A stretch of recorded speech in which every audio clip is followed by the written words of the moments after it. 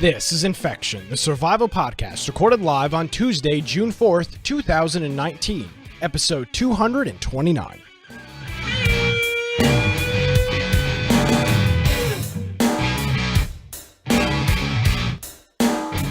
Hello, ladies and gentlemen, and welcome to another episode of Infection, the survival podcast. Infection is your source for the latest information on survival video games.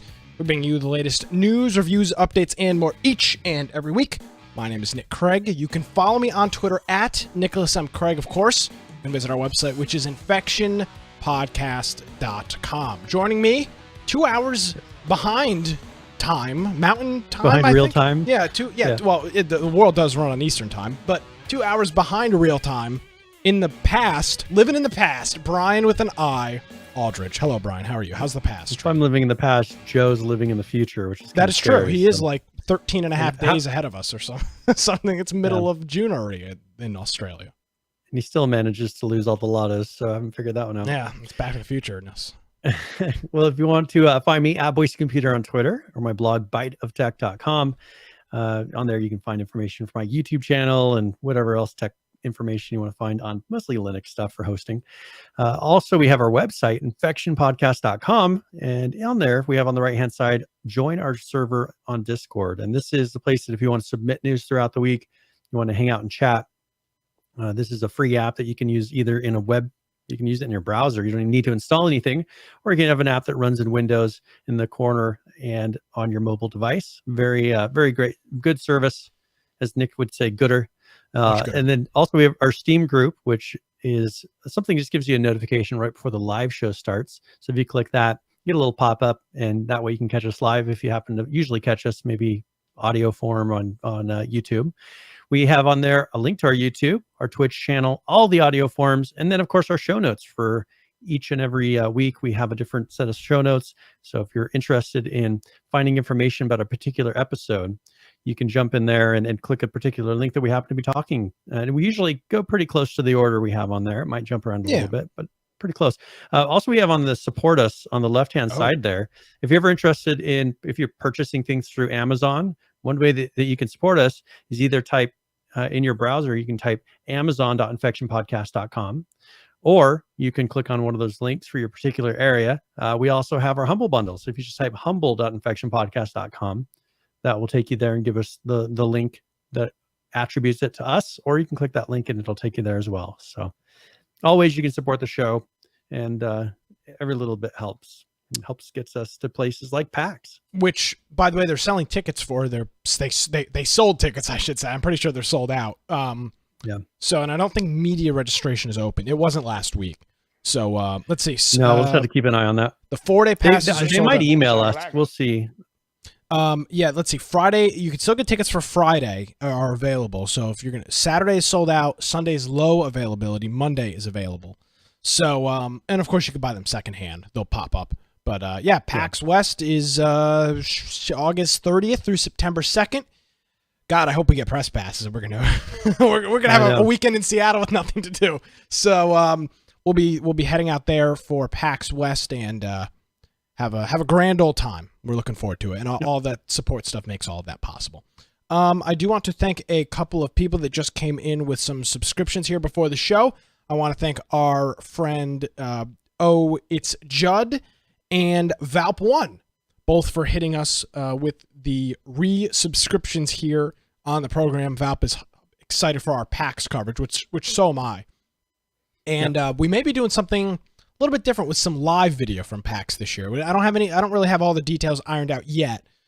It is still a little ways out, but stay tuned for that. We might be trying something that I don't believe has ever been done at a PAX before. Yeah, and that's what we do here. We're the groundbreak. We might as well rename the show to Infection, the Groundbreaking Podcast. That's what we do. So leaders of the leaders of industry. Brian and Nick, leaders of industry. Yes. Yeah, that's it. Let's see. Let's see. We played 7 Days to Die for our last game of the week. Do you remember off the top of your head what version we played? So we were playing 17.4. I think it was the 17.4 stable. I think it had updated to that. We were looking at it and trying to figure it out, but I think whatever their 17.3 alpha 17.4, I think that's what we were playing, because they'd released it a couple days before. It just didn't look like it in the list of servers. So I'm pretty sure it was their 17.4 stable alpha, I guess is probably the best way to refer to it as. Yeah, I think I may have played for 4 or 5 hours. At least I did. I know some people in our group played a lot longer. I would say I logged maybe 7 or 8 hours over the whole weekend. I had a good time. I had a long week, and the last thing I really wanted to do was grind away at a video game all weekend. But our experience was good. I played through our second 7-day, which would have been day 14, and that was intense. They destroyed one of our bases. They destroyed a temporary base that we had. They almost destroyed my house that I refuged in, which was a real travesty. It's why I stopped playing after that. I was so distraught based on my house being destroyed. And it wasn't rage quit. I was devastated. It looked like a tornado had ripped. There was like just posts left. They just through the middle. It was like something ate through the middle of the house like a parasite, and Nice. that was very upsetting to me. But the game was fun. No bugs. I'm trying to think. I'm trying to think if we did anything different. We were in kind of a cool area. There were lots of biomes close by. There was a snow biome close by, a desert biome, a regular grass biome, a desert biome. And one thing we did have a problem with, Brian, and I see you have your tip of the week here. I don't want to steal your tip of the week. Yeah. Well, but does your tip of the week involve water? No, but I knew you were going to bring that up. So. Yeah, so we had a water issue. We were normally in 7 Days to Die. There are a couple of ways to, and you do need water and food are play a very significant part of the game. Your stamina and your health will not go above 20 or 30% at all. Like if you're not keeping your food and water topped off, you will have no stamina and no health, which means you will just die over and over and over again. So staying hydrated and eating is super important. The problem we had was we were unable to find water. Typically, there are game-generated cities and houses and whatnot. There are swimming pools sometimes and flooded basements, and those are sources of filling water jugs and water containers. Well, must have gone through day 10 before we found a water source, and I believe it was our friend Heisenberg who joined us, who first got us into 7 Days to Die. I'm gonna do a mini. I'm gonna give you a mini tip of the week. Yes. What we did to deal with that is because we were close to a snow biome, you hit snow with a shovel. You collect snowballs, which, by the way, are black pixels. That's what the snowball looks like in your inventory, which is stupid. It's just like a little black pixel, and you put Exactly what it looks like. Yeah, of course. Yeah, exactly what it's supposed to look like. Instead of just making it a white circle, which would be sufficient, it's like a black diamond pixel thing. Just incredible. But you take that, you put it in a campfire with a water jug, and you can turn that into, I don't know what they call it, purified water. I don't know what the term is. So that was kind of how we got around that. That was our big struggle. We went our first 10 days with getting water from looting houses, which is time consuming, and you do have to drink a lot of water in games. So yeah, that was it. I had a good time. I played a lot of solo. You guys kind of did your thing. I did my own thing because I don't know. The group was a little too large. I was uncomfortable. My social anxiety creeped on over into 7 days. I just did my own little thing, and it worked out well. Yeah. We got some bikes later on. We were driving around the cities. It was fun. We did doing the quests. And I didn't get to play the end part because I had a hockey game last night, and then I played hockey on Sunday night. So it's just like I wasn't home. You guys were playing, and I wasn't home. Yeah. So overall, it was a good experience. I know Saul and Green Man and Matt and Heisenberg, they played a lot of it, and they had a good time playing that. So good on them, and it was fun. We had a good time with it. So.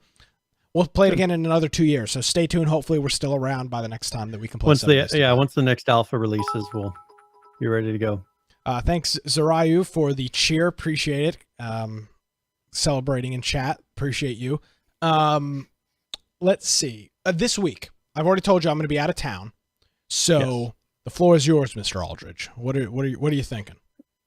Well, I'm not available on Friday night, so we probably should have discussed this before the show. Do we just make? I'm going on. Well, let's just. I'm going on a date with my wife. Well, let's just. Why don't we just not do a game of the week?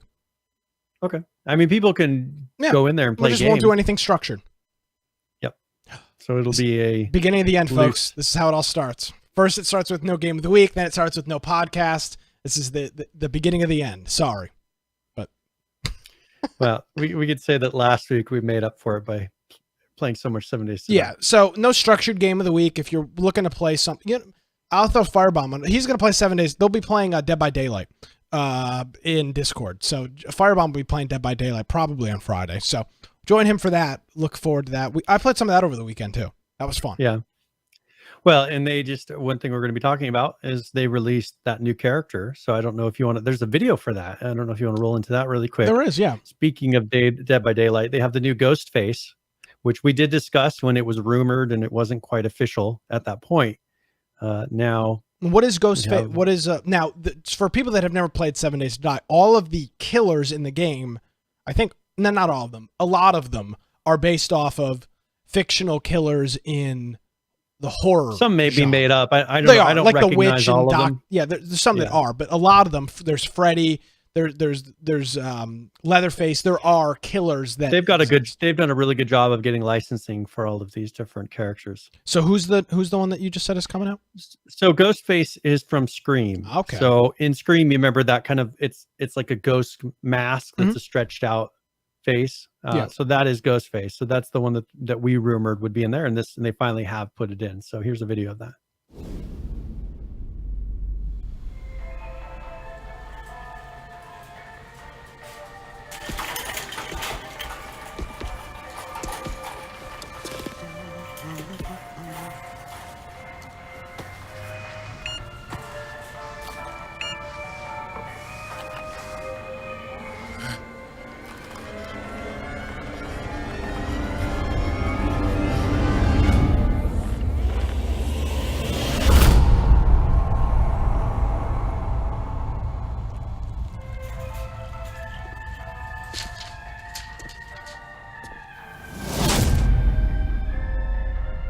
So it is their 3-year anniversary, and now for people that maybe aren't into the horror genre, the Scream, that killer is the stereotypical Halloween ghost face that you've probably seen if you've never seen the movies. It's the wide open mouth Scream face. That's the face there. So that's cool. And it's they, as you said, Brian, they have probably, and I don't know this to be the case, they probably have. They've probably shelled out a significant amount of money for licensing. It is not cheap. You're talking about major horror franchises, and they've licensed. This is what people don't understand. You don't just take those people and introduce them into the game. You have to pay a license fee to 21st Century Fox, Warner Brothers, whoever owns those franchises. We saw what happened with Friday the 13th with that. There's a dispute over who owns the characters and the licensing behind Friday the 13th. They had to do this with Dead by Daylight, and they've gotten another killer. So it's not just, they don't just add something to the game. This is coming at probably a significant expense to Behavior Interactive or whatever the name of their company is. One nice thing is that they don't put all their eggs in one basket either. I mean, if one character here, there was a licensing dispute, they could pull that character, and there wouldn't be the huge uproar, and it wouldn't end their game kind of like what it did for Friday the 13th. Yeah. So I think that they've spread it out enough across enough different IPs, intellectual properties, to where they're not really at risk of anything other than maybe losing one character here and there as some sort of suit comes up, for whatever random reason. And as you said earlier, it's not that they just have licensed killers. They've come up with their last one, for example. I don't remember his name. He's referred to as the school shooter. And he is just a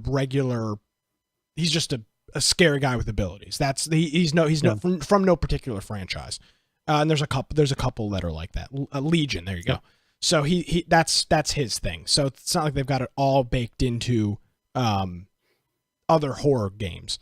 I do want to thank as we were talking about it, we do want to thank our friend Firebomb for hitting us up with a couple bits saying, I'm going for 2,000 hours in Dead by Daylight.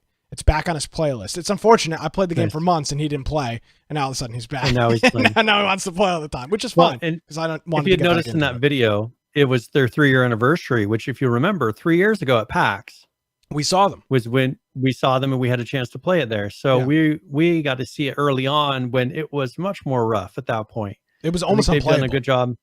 Yeah, I think they've done a much better job of getting it to where there's variety to it, especially with the killers. I mean, that's where you really get the variety of having to guess, okay, which killer is this? What's his abilities? You know, what special things does he add it on? And really getting it nailed down. So it's created that skill gap in the game of you're going to be better in the game because you know all the characters. I mean, like Saul, for instance, he knows all those characters. And I'm sure Firebomb knows all those characters. So when they're playing, it gives them a definite advantage of, okay, this killer is going to act like this and he's going to do this. I have to be careful for this, or maybe I have to do this specific thing to counter this killer. So abilities. Yeah, well, Nick knows that. Nick knows them all. I'm not saying I know them all. I'm trying to see how many hours I have in Dead by Daylight. I have 90 hours. I mean, I think by that point, I think I know. But Got a pretty good idea. And that's the thing. But that's the difference between you and me, though, is when I get in there, I get frustrated because I don't know all the special abilities of the characters. Yes. And it's like, oh, I didn't know that he was going to do that. There is an absolute skill gap. But that's good. You want that in a video game. You need it to where the person who's been playing a long time feels like they have an advantage, and not one that's a fake advantage put into the game by, oh, you have this many hours and you have this extra ability. No, it's based on your knowledge of the game. Here's the thing with skill gaps, and I think you'd agree with this, Brian.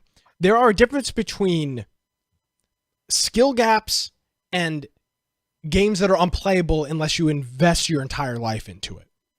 A lot of MMOs are I would put in that category. Unless you've told us multiple times of your WoW experience when you were all into WoW. Mm-hmm. You invested your life into it. That's what you did. You played WoW and you got to a level where you were so proficient at the game.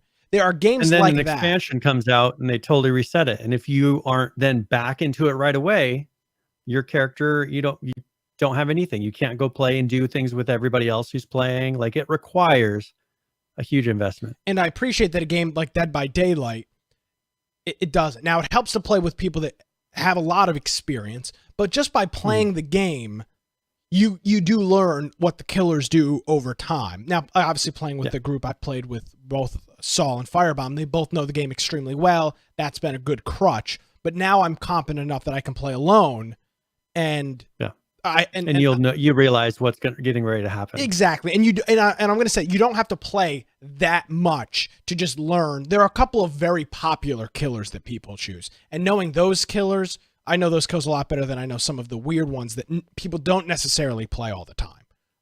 For example, Leatherface, his abilities after he puts somebody on a hook, it highlights all of the other survivors for 3 seconds. So the way you handle him is, if you can't hide in a cabinet, you run in one direction for 3 seconds, you count, and then you dart off into another direction, hoping that you lead him off the path. That's not that's not a skill gap that you can't get past. Yeah, it's not that complicated. You just, once you figure out how to do it and you know how to do it, you're done. It's very simple. So it's not impossible to get into a game like Dead by Daylight. But as you said, it does have that skill gap, so that not like you, when you played, you're like, this is BS. I'm just getting killed. I don't even know why. But it's not impossible to overcome, which is good. It would just take me playing, say, all right, for a couple days every night, I'm going to play some. And I'm sure after a week or two, I would be very comfortable with all the different, at least to be able to carry my own. So I think it's one that I realize. There's nothing wrong with the game. It's just I haven't put in the time. It's similar with a lot of other games, to where there's games that I've played a decent amount of. You know what? I know all the little secrets, so that when someone else who's never played comes in, they're like, oh, well, I don't know what this means. And, to me, it's just natural. It's secondhand. Yeah. And so I think that it's definitely one of those where I realized if I knew these killers better and I knew my own characters better. Yeah, that's a thing as well. That would make a huge difference. It's just, I don't know the best way to use perks, and I just don't know all that. And if I played it more, I would, and it would be much more fun of a game for me. And they're not the only game that does this, but I think they've got a very good gap of having to know the game and being able to I can't coherently put together what I'm trying to say, but there's a nice gap between skill and knowledge and also just being good at the game, because there is part of that as well. Yeah. Having the skills and knowing what is going to happen is one thing. Being able to execute on it and be good at leading the killer off your trail or keeping them running in a circle. What about the perks, though? Yeah, there's how do those work? So with the perks, how much of a gap is there between the first-time player, level 1 player that's never been in there before, and then someone who has 90 plus hours? Huge. So that you get a lot of the benefit you get is from earning those perks and kind of building your player. Yeah, one of the big perks that almost everybody runs is self-heal, and that allows you to heal yourself. You can heal by helping somebody. You just go over to them and press right click and you do a heal animation. There's a mini game, but there's self-heal, which almost everybody runs, and that allows you to, it's slower, but allows you to heal yourself, which there's only 4 survivors in the game. So if you're getting healed, that's 50% of your player base that is not doing anything.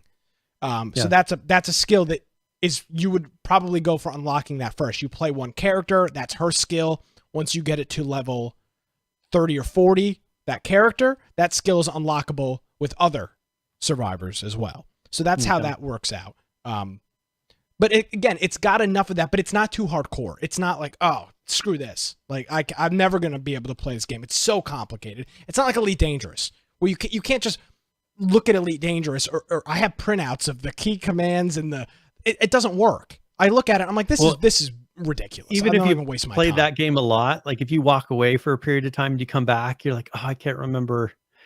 You have to kind of relearn how to move and do everything in that game.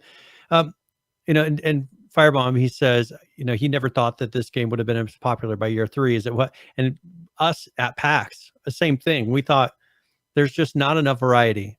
There's not enough. It's the same map. It's the same thing over and over again. Like, I don't know how they're going to overcome this. And, that's one thing is they haven't added there are different maps now. Yeah, there's a whole bunch. But they're not drastically different as far as not drastically different as far as look. I'll tell you what they've done. They have been able to master the good gameplay mechanics of the game and also the arcadiness of the game. And it's serious. They've done a very good job at making it fun to play, but not so ragey and not so hardcore that after one bad game, unless you're me, you uninstall the game on your computer. And I think they've done that very well. There are certain games, a lot of there are some RTS games, there are MOBAs, there are games that you have a bad game and you're like, I'm never again am I touching this. Yeah.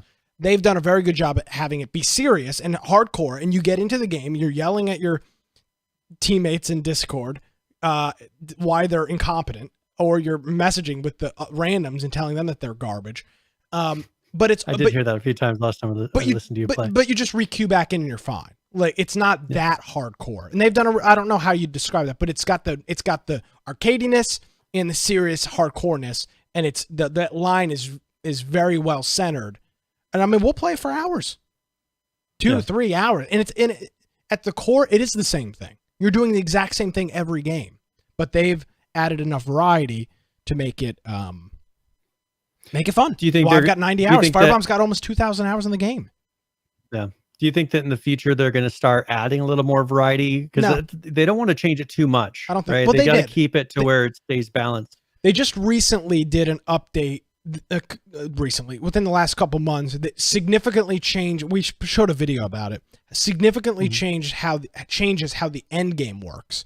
The killer can now start something called the meltdown, the end down, the countdown. I don't know what it is, and it's essentially like there's now a progress bar across the top of the screen, and it's a timed event at the end of the game.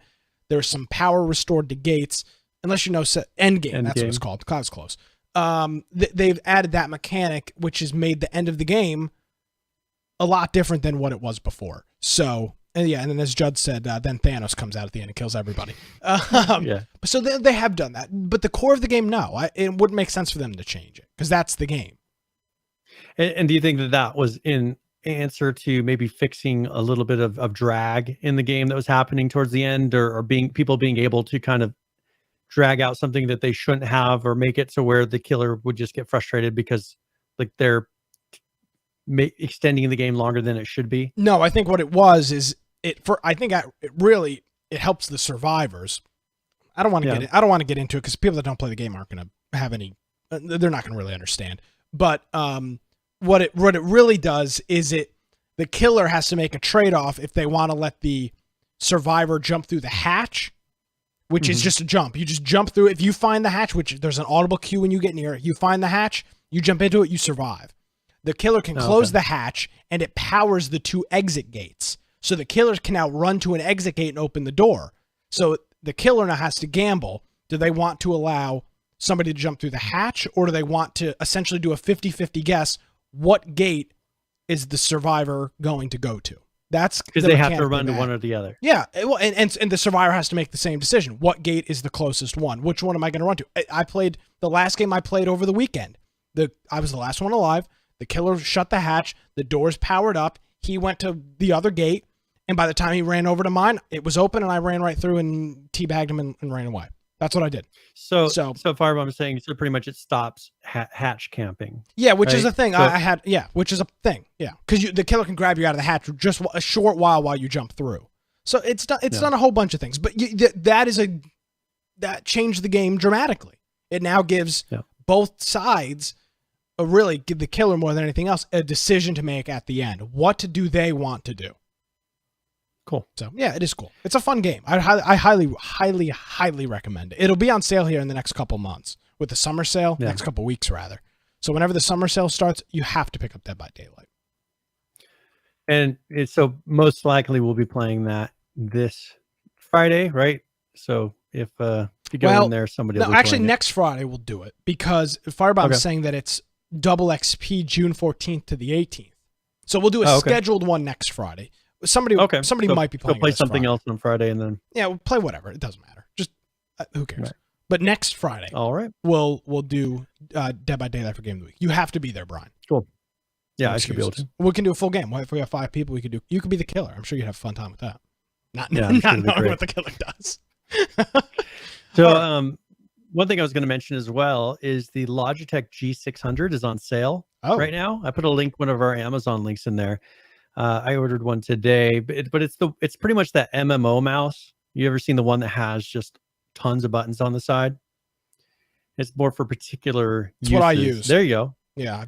It's $30 right now. It's a good price.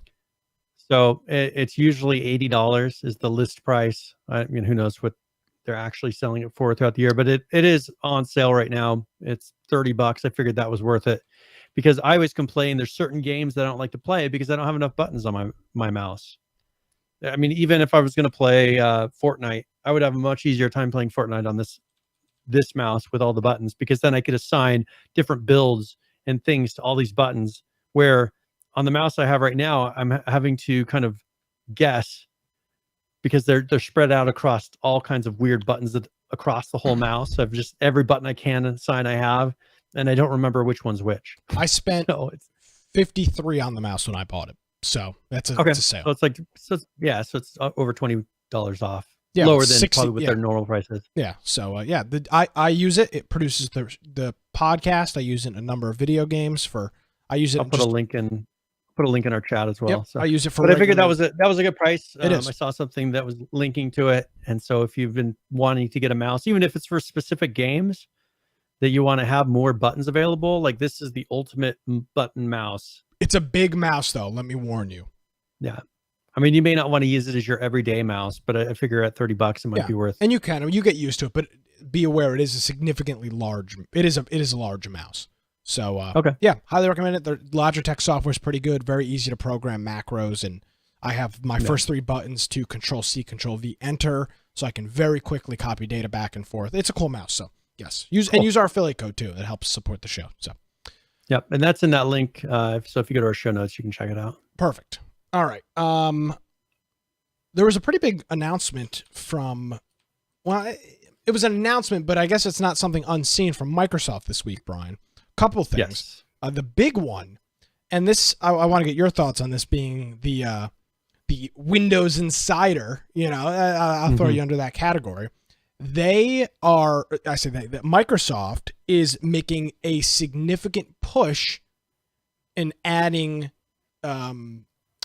Microsoft first-party Microsoft titles to Steam, which we saw the big news a couple weeks ago with, or a couple months ago rather, with the Master Chief Collection, the Halo Master Chief Collection, which has been out on the Xbox One for years, is going to be coming to Steam, which was a shock to everybody, as we would have assumed it would have been at Microsoft's store.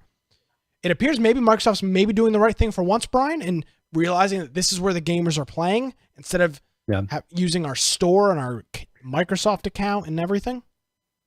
Well, and this is where one thing that I'm looking at is they're realizing that their service is going to go streaming. I mean, honestly, that's the direction that a lot of these types of games that they're putting on the Xbox really could be streamed. Mm-hmm. And so with their pass and everything, I think they're really trying to turn the focus from you have to have an Xbox to pay us a monthly fee and we will let you access all of these games. Now, I think you're going to compare the two. You'd look at their Xbox Game Pass and then you look at Steam. Well, Steam's going to give you the option to buy it, right? But they're not going to give you an option to stream it.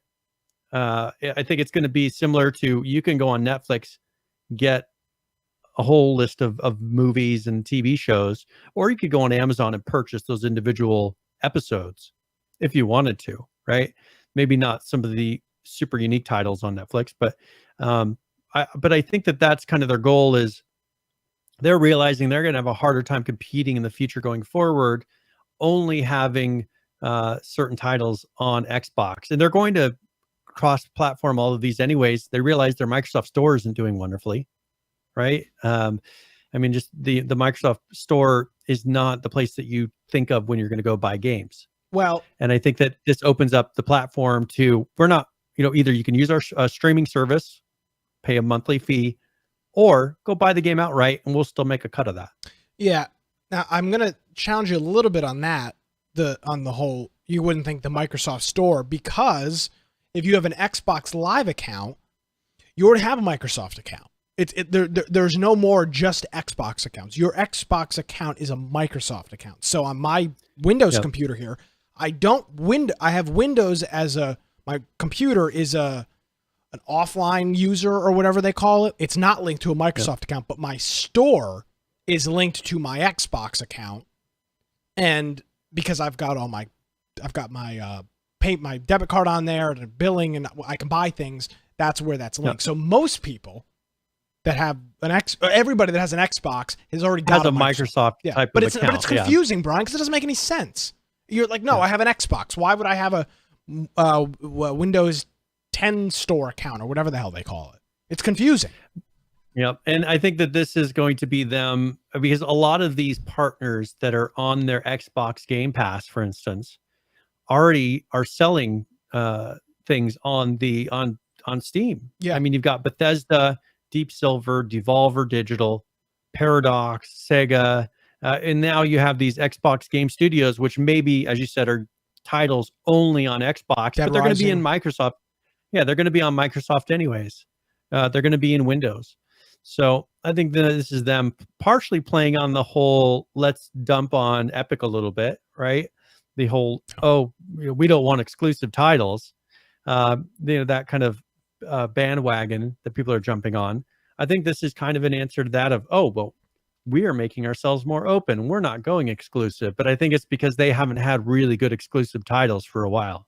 I do not stand by Brian's statement. Epic Store is the best. But it isn't. No. But honestly, I think if you look, Sony's beating them in generation titles. Yeah, this generation. So this PS4, they are winning the market of having titles that are going to pull people to their particular platform. And I think that them, rather than trying to continue getting those titles, I think they're going to make it say, well, you have to play those on PS4, or you have to, we're making titles that you can have in general. We're, rather than being exclusive, we're going to be open so that everybody can have our titles. And they're now counting on people just subscribing to the service or purchasing the game outright. What do you think of the future of Xbox, though? Honestly, do you think people are going to continue treating this the same way of having this specific hardware to run this specific game? We talked about this 2 weeks ago, I think, and we got into it. I mean, I think I kind of agree with you that the streaming service is going to be the way that it goes, but there still will be some type of interface to do that. And I do want to be clear with this. There still will probably be an Xbox. I mean, yeah, there'll be something. A box. Yeah. That allows you to play Xbox. Yeah. Right. Yes. But I don't think that when you say Xbox, I think they want to push it to, Xbox is the service. Well, it is. Not that piece of hardware. And I think people already say that. I mean, Xbox is the whole. Well, I don't thing. know. When I think of Xbox as an Xbox, because I don't play Xbox, so And you I don't haven't. think of any of the games. I have an Xbox out in the No, but I'm saying you garage. haven't. I mean, when was the last time you used an Xbox? You're, what, 8 years ago? years. I mean, yeah. so, but I think most people coincide because really, if you use an Xbox One today, the way it integrates with the store and everything, it does definitely have a Microsoft look and feel to it. Yeah. And I think that's obvious. I do want to be clear with the Game Pass for PC. Those will be Windows Store games, it appears. Yeah. It does not mention anything about Steam. They will be selling some of their Xbox Game Studio titles on Steam. Yes. So you may see some more of those games, but the Xbox Game Pass. So the Game Pass, like games that are by other studios are not going to be on Steam Marketplace, but the ones that are exclusive Microsoft Studio titles are the ones that you will start seeing listed on there. Yeah, so I'm excited for Game Pass to be on PC. I'll tell you what, I've missed out on thousands of dollars worth of video games on Xbox and PlayStation because I just can't. I know I'm not going to play them, so there's no point of redeeming them, and I can't be bothered to even update the system to redeem them. At least with this, it'll be easy, and so you'll be and this is all going to be part of their E3 presentation, which takes place Sunday at 1 p.m. Pacific. So stay tuned for that. And we did have that talk in the last couple of weeks, kind of being interested in what E3 is going to bring this year. If it's going to continue, I mean, because a lot of places backed out, are we going to see a bunch of the big announcements like we saw in previous years? Or is this going to be a few companies are announcing a few things and everyone else is kind of saving their stuff for different times of the year when there's less competition for coverage? Yeah. Who knows? So, all right. Well, anyway, so if you have an Xbox, I think that'll be good. And it'll be interesting to see because I think PlayStation also is going to start pushing towards the stream. They do have PS Now, I think, and they've opened up some of their PS4 titles are starting. PS Now used to be more of the old titles, the PS3 titles. They've been putting a lot of their PS4 titles in there, and a lot of their exclusives are all in PS Now as well. So I think we're going to see more and more of a push to where you don't really need a PlayStation. If you have a PC, you don't really need an Xbox. Like, it'll be interchangeable. So that'll be pretty cool to see. Let's do some survival news if you don't mind. Sure. Let's talk about XERA. So it's been a couple. I will be the first to admit, Brian, I didn't play any XERA this week. I didn't really have a whole lot of time during the week when we played 7 days over the weekend.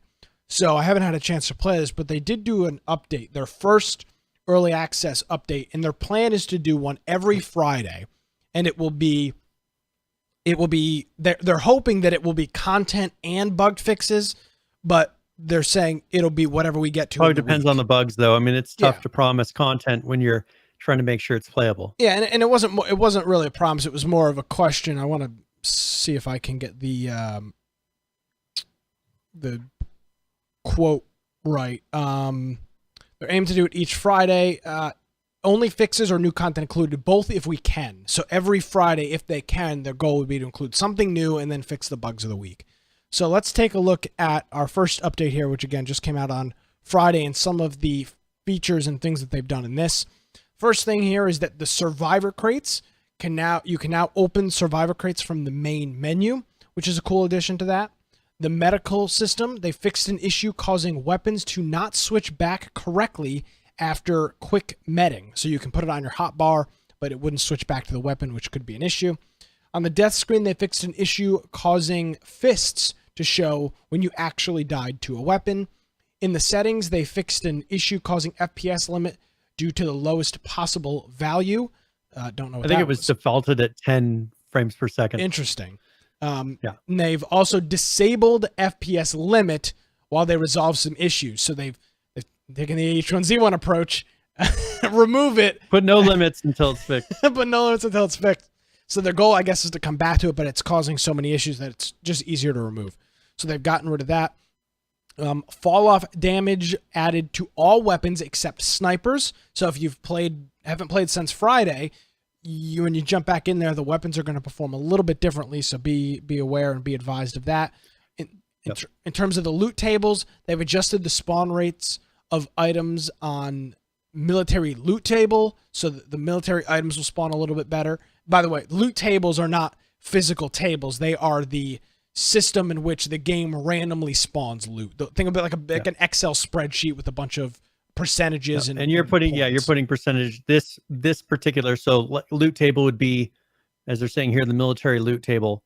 That box is assigned one of the specific tables or spreadsheets, as Nick said, and each item is then given a percentage chance of spawning. And so you can have a whole bunch of these lists and you just assign them to various objects or different places of the world. And they are also reducing the spawn rate of the L96A1, which is the sniper on the military and normal loot tables. There's already been, this is interesting because I've seen a lot of people complain that they haven't even seen the snipers and some of the more rare weapons like the AKs in the game. So they're reducing the spawn. I don't know, maybe it's just been bad luck in our experience. We played a lot and we didn't see any of those. So yeah, I did see someone in chat say, well, I got one. Yeah, that's the only reference I saw to it. So they've adjusted that. The good thing with loot tables is they're very easy to fix. They've reduced the chances of uncommon and rare drops, so that less of those will be falling out, which means less higher tier weapons and loot. But I think that's good in the end. I mean, there's the balance. Remember the early days of H1Z1, where I really like those days when, remember that video where the guy says he has no ammo, he's saying he has no ammo, and then he runs up, the guy starts shooting, he's like, he has ammo, and they start running away. Yeah. Like, that was a fun period of time back in H1Z1 days when part of the gamble was, do they have ammo? Do you think they have ammo? Let's go hit him up. Let's go hit him with a machete because I don't think they have ammo. And okay, maybe they did or maybe they didn't. Or the backpacks were so rare, people would come and kill you just for a backpack. Yeah. Like, that was fun. I mean, I didn't like being the one who was wearing a backpack and getting chased, but that was a very unique time. Then you transition that to the end where everybody had ammo, everybody had max items. It all came down to what skins you were wearing. Honestly, I mean, I personally I know it's hard to do that for a long time because you don't feel like you're making progress, but having the more rare was a lot more fun for me. Agreed. So they've lowered the rate of that. I didn't realize this. You could use the /respawn command in chat when you were hostile. So that would be a quick way to get out of a fight if you were ready to die anyway. You could just do a / actually, no, maybe, I don't know. Maybe respawn would bring you back to the spawn areas. I don't really know. Or maybe it would move you around, but you're not allowed to do that anymore, which is good. Players, they fixed an issue where death cam going into the sky when dying in first person. For the respawn tier, the respawn nearby timer will now depend on how many players are in your group, which is kind of an interesting mechanic. If you've got just regular 2 players, so you and a friend, it'll be 40 seconds. For 3 players, it's 45 seconds. And for 4 players, it's 50 seconds. So this is ideally giving a little bit more of an advantage to the people killing you. Players. So, it's less players, but also to the people killing you, that they don't have to worry about a swarm of people showing back up in 3 minutes. Even that 10 seconds is a big time. 10 seconds may not sound like a big deal, but when you're talking about 4 people respawning, you're talking about close to a minute worth of additional time it takes for everybody to get back together. So that's an interesting thing there. Redwood Valley, they've reduced the default fog to 0.02. It was 0.03, so a little too foggy. Because I saw some people complaining about how much fog there was in there, and there was at times a lot of fog, but I don't know. We'll see if this. It's hard to say with that small of a number, but you got to think 1/3 of the whole percentage difference. That is actually a pretty big change. It is. Macro detection. This is macros are considered cheating, I guess. Some games classify them differently. Some view it as cheating, some view it as exploiting.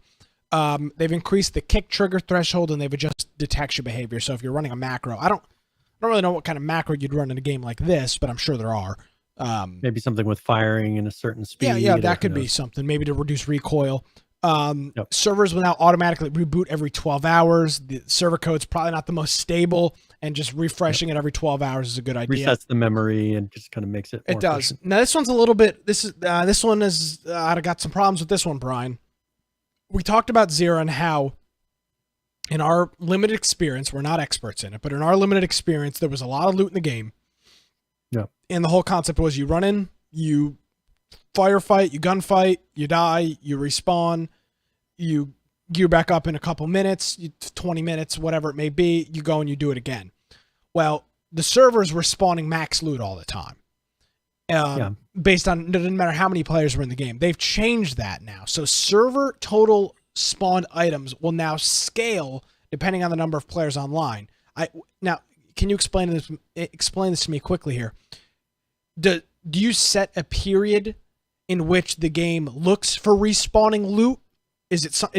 How is that going to work? It's probably, so usually they work on timers. So probably at the time of spotting the item, it's purely looking at the number of players on at that exact moment. So it's not like if in a 10-minute period, it goes from 3 players to 35, a whole bunch of loot is just going to appear. It will be the next time those timers reset. The thing is all these timers, the way that I've noticed that how the loot works in this game is even if there's an item there, that item will disappear and it will be replaced by another item on the timer. Yeah. So you could be looking, I saw a complaint of someone, and I actually had this happen to me.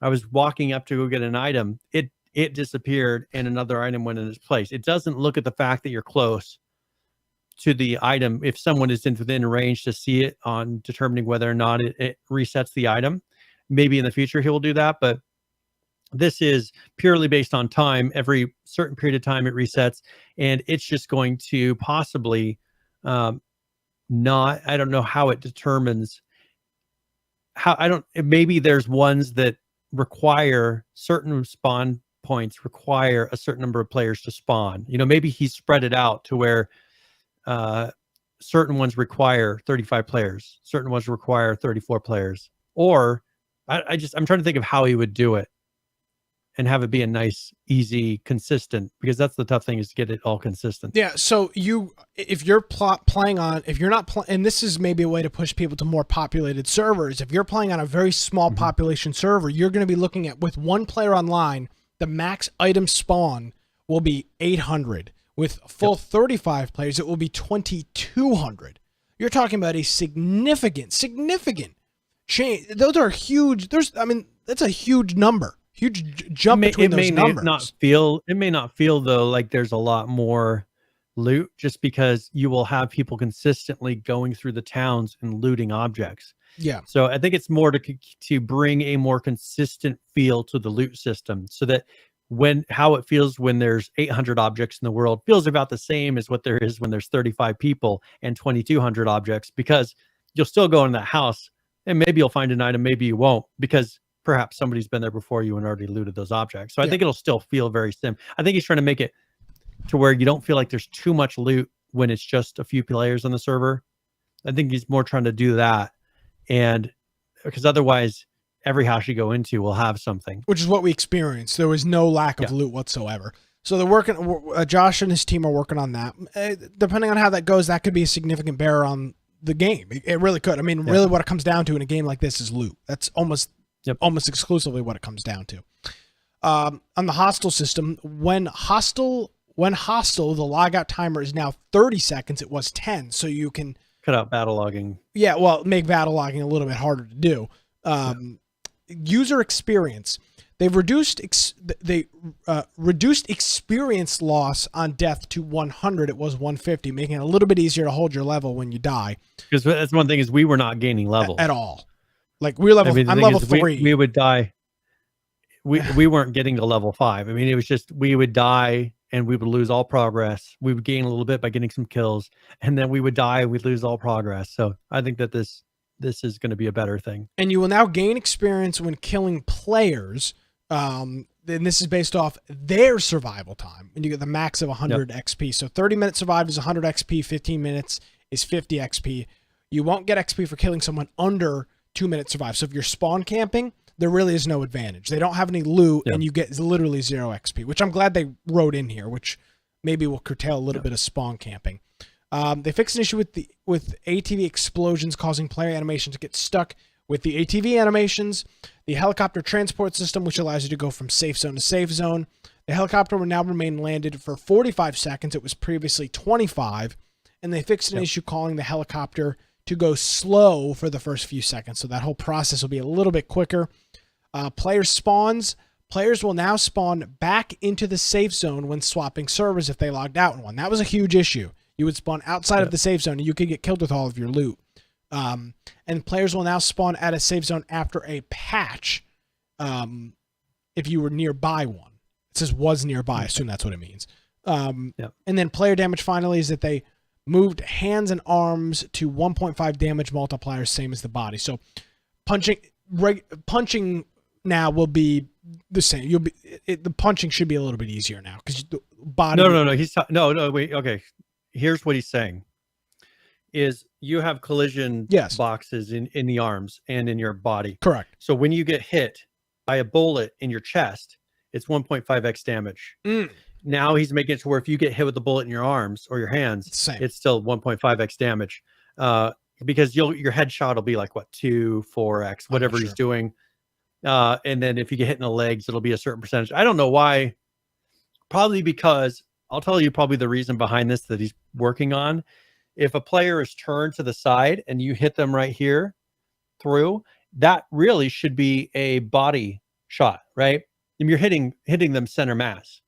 And you would hope that them being turned sideways to you wouldn't cause it to where you're getting a lesser damage just because you hit them in the arm, and if their body's behind it. So I think this is to make it more consistent because people are probably hitting for less damage when they're hitting somebody right in the center of their body, shooting from the side.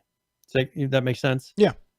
I think that's probably the issue that they're having, that they're trying to figure out. And so for now, they're making it so the arms are the same as the body, because that's a hard thing to overcome. You have to then do detection of which way they turned, where would the bullet have gone. It's a lot of extra stuff that you don't want to bother with. I will say I'm technically still true. Punching will be a lot easier now because the damage will be the same. So you can punch them in the hands and they will take body damage. Well, that's a big deal, especially in a punch fight. You only get like 6 punches. So technically true. I refuse to concede I was wrong. So I just thought I would clarify. Yeah, well, it's fine. Technically true. So yeah, well, thank you for picking that up. I have a disability. It's fine. I've gone through it, like I've done this stuff, and so I undered what he was meaning by this. I get into a lot of fights, so I know a lot about. You know a lot about fist. I know a lot about fist fighting. So that was XERA update number 1. Lots of positive comments on that on Steam. I'm gonna pull up the store page real quick to see what the reviews look like. Brian, they've got 500 reviews. Let's call it. 70% of those are positive. So it's got a mostly positive rating on Steam right now. It was being discussed on the survival games subreddit. I don't remember what the name of it is. And some people were saying, it's kind of like a crappy War Z clone and yada, yada. It's going to have to overcome that because there is a lot of negative stigma with War Z and games similar to War Z. They are going to have to overcome that. Fortunately, I think that they've got a strong enough team that they will be able to do so, but that's a hill that they're going to have to go up because there are people that look at this game and go, "This is just I'm not interested in War Z. It's not 2013," and it's a valid criticism because that game has left a lot of bad taste in people's mouths. So hill to overcome, but they appear to be doing it so far with 500 positive reviews on Steam. XERA survival. And I saw one of the TSM streamers just raging on the game. Really? Because they were playing and they were getting stream sniped. And that's kind of the tough thing. They're going to be putting in some things to kind of hide more of where people are at, what server they're on, more stream friendly features, because that was an issue. These guys were hiding up in one of the towers, waiting for their hostile timer to run out, and you just saw people running around just searching for them because they knew what area they're in. And it's just, it caused somebody to rage because somebody killed them and then they lost all their stuff, and it was just. Here's the thing, Brian. I see that as unacceptable. We know the formula for making a game streamable. We've known since early DayZ was one of the first games where it really mattered, and that was 2011. It's been 8 years, and the fact that that stuff is not in there by day one is a huge problem, because once a streamer plays the game, gets their asses kicked by viewers who are stream sniping them, they are never going to play the game again. And frankly, to me, that's just unacceptable. I mean, he uninstalled it. But do you see what I'm saying? It's not like it's an unknown thing, Brian. That has to be in the game day one, because that's where you get all your promotion is streamers. People like Summit playing the game.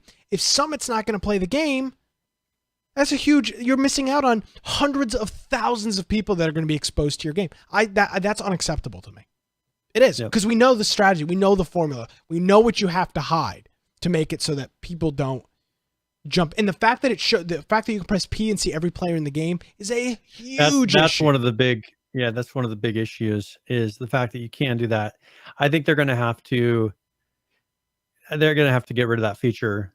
Oh yeah, for sure. Because what do you do with a streamer? I mean, the thing is people will jump servers until there's the streamer right there, and then they'll go from there. So, well, for example, and ping times too, because I noticed the other day we were watching Summit play, and I said, "Oh, he's on an East Coast server." Like, how do you know that? I said, "Well, he lives out on the West Coast, and he's got like 120 milliseconds ping. I mean, he's playing on an East Coast server. That's obvious as day. He's not playing on an EU server. He's playing on an Eastern server. You can just tell. So things like that limits you to what? Half a dozen servers that he's on. They're going to have to cut that out and make it to where, because you still want to have it to where they can be on a public server and have that competition, but you just got to make it harder to find them. And make it so they can kind of hide what server they're on. And they're supposed to be adding content creator only servers. That's kind of a solution, but not really. That's just never quite the same. No, because people here's the thing. Summit wants to play with his fans. He wants those random encounters but he doesn't want his fans to be sitting out the boundary of the safe zone and killing you, which is what they do. Waiting for him, man. So that's got to be solved ASAP. That's got to be almost number one priority. Unless there's a game breaking issues first, but Brian, that's got to be close to the top. You can't afford to not have streamers play your game. That's just DOA. And that's the thing is I went on and I looked, okay, what's the top streamer streaming XERA right now? And I went and watched that, and he was raging and just saying horrible things. And it's like, okay, well, how are you going to prevent that? You just got to make it to where they don't feel like they were having fun, it looked like, up until that point. And then they just started raging. Part of some streamers is that whole ragey attitude. That's what they're going for.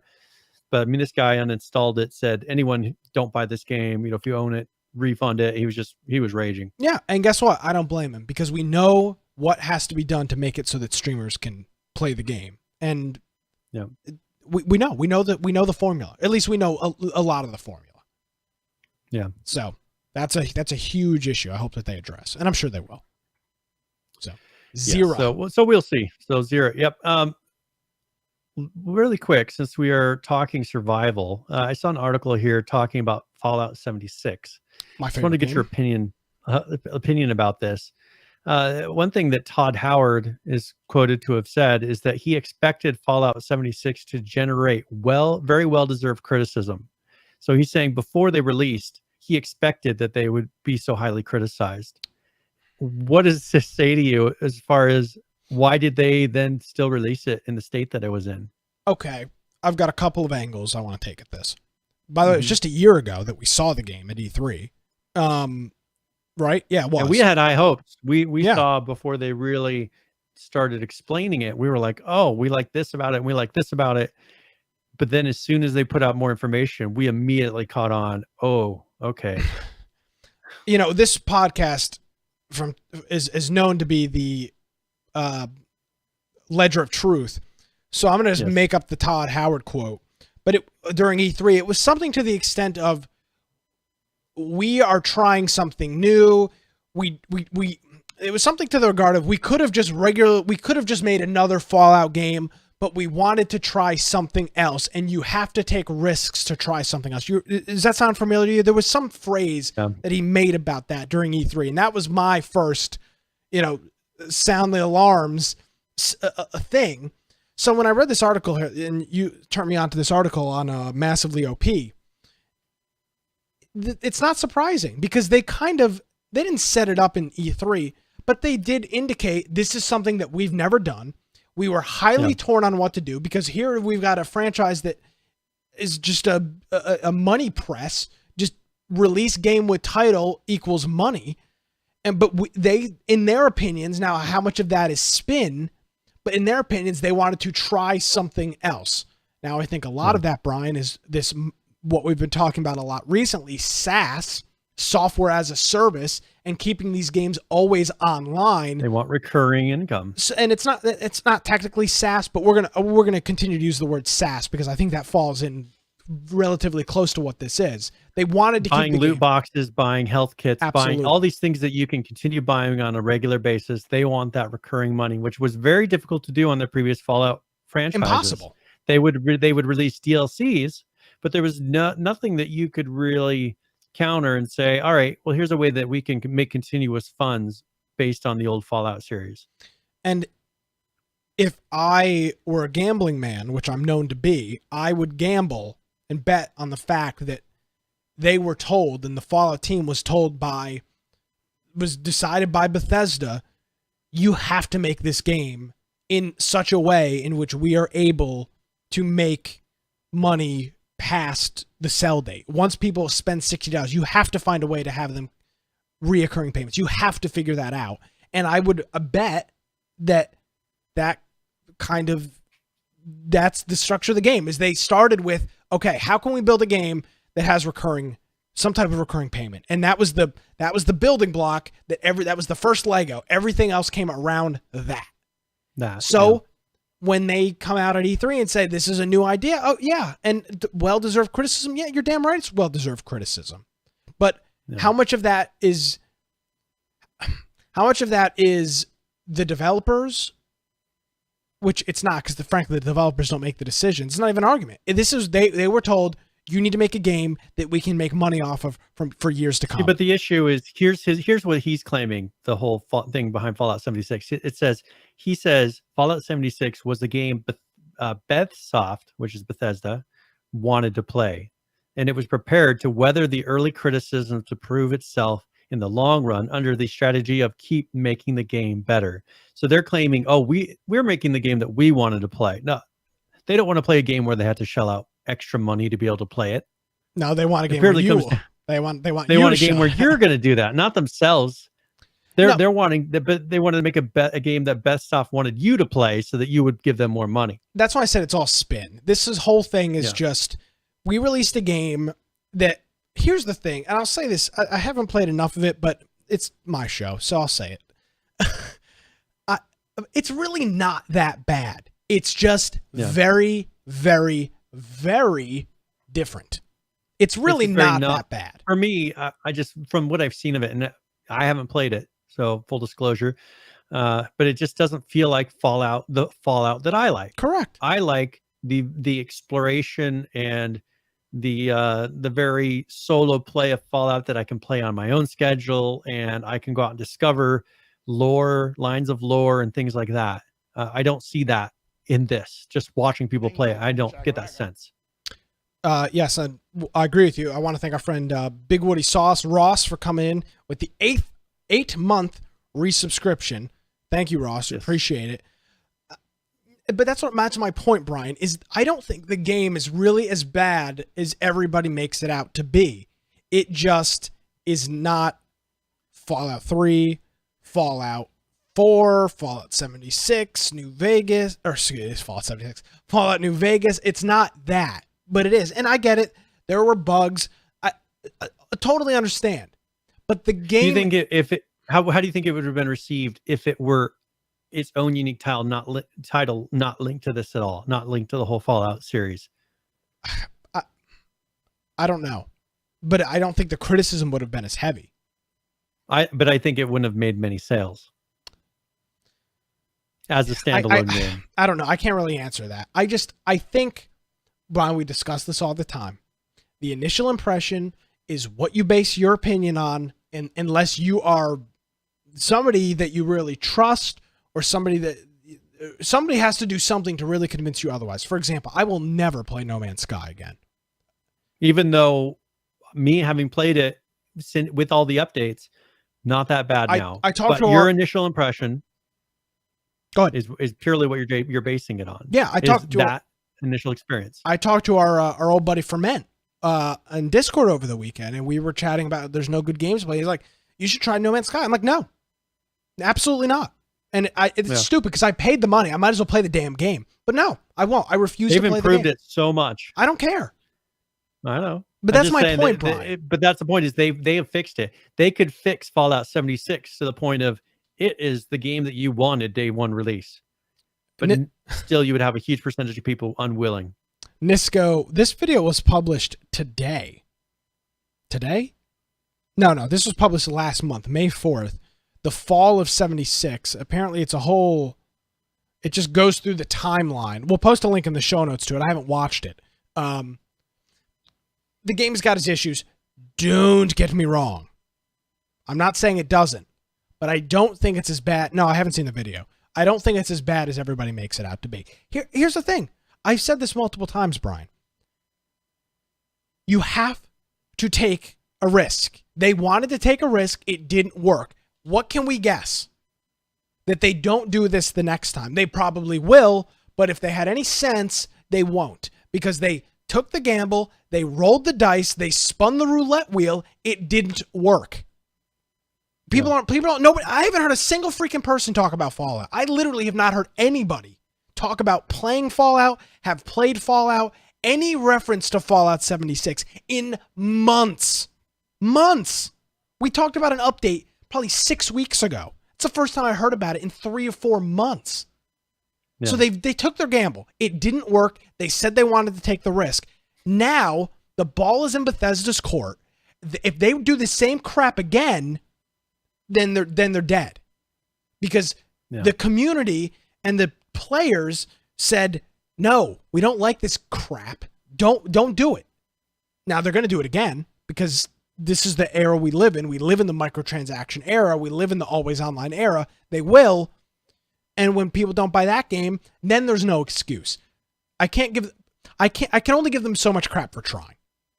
In a competitive marketplace, in a marketplace where things are always online, when corporate is and the board of directors, whoever is breathing down their backs and saying, you've got to make a game that we can make money on a reoccurring basis. How much blame can you put on them? This is where they're really going to, I think, have the opportunity to shoot themselves in the foot, is with the new Elder Scrolls, Skyrim. Yeah. This new one that they're putting out. I think that if they turn around and really screw that one up with trying to do an online and really losing the core of the game. I mean, if they went all out and really released something that just had a ton of lore and it was like an online game that had enough of the original, if they would have done that in this Fallout game, I think people would have had a much better reception. But I think they left behind the whole concept of they're unfolding a story of a survivor, right? And all of this is being, the player feels like they're uncovering it, but really you're just discovering the story. The problem with Fallout 76 is they turned around and said, you create the story. Well, people don't want to create their own story usually. Like they want the story told to them. I mean, if they create a story, it's going to be crappy and it's not going to be nearly as good as the story that's handcrafted by this huge company. So I think that they kind of lost track of what people enjoy about Fallout. People enjoy feeling like, oh, I unlocked this new town and now I run the town, and they like that about it, to where there's that progression, and there's not really that kind of a progression that I've seen in Fallout 76. Or you're discovering new areas, but it's not like you're feeling like, oh, that was a big achievement. You just ran to a different place just from watching streams. You just ran to a different place. Yeah. So I think that's, they're going to have to get back. They're going to have to discover that before they move on to some of their other big titles and risk having this exact same reception, because the next one, as you said, would destroy the company's reputation if they do it again. It will. And it will turn people off from anything Bethesda in the future. And again, we'll say this, you and I, Brian, will say this till we're blue in the face. The only way that you actually show this is by not buying it. You can't, and I'm just as guilty of this as everybody else. I'm not saying I'm holier than thou.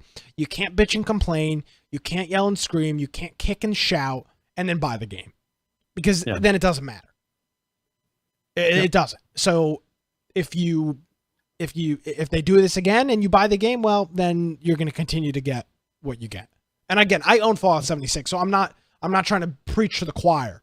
I mean, I'm not, but that will be the end decider of this. Money.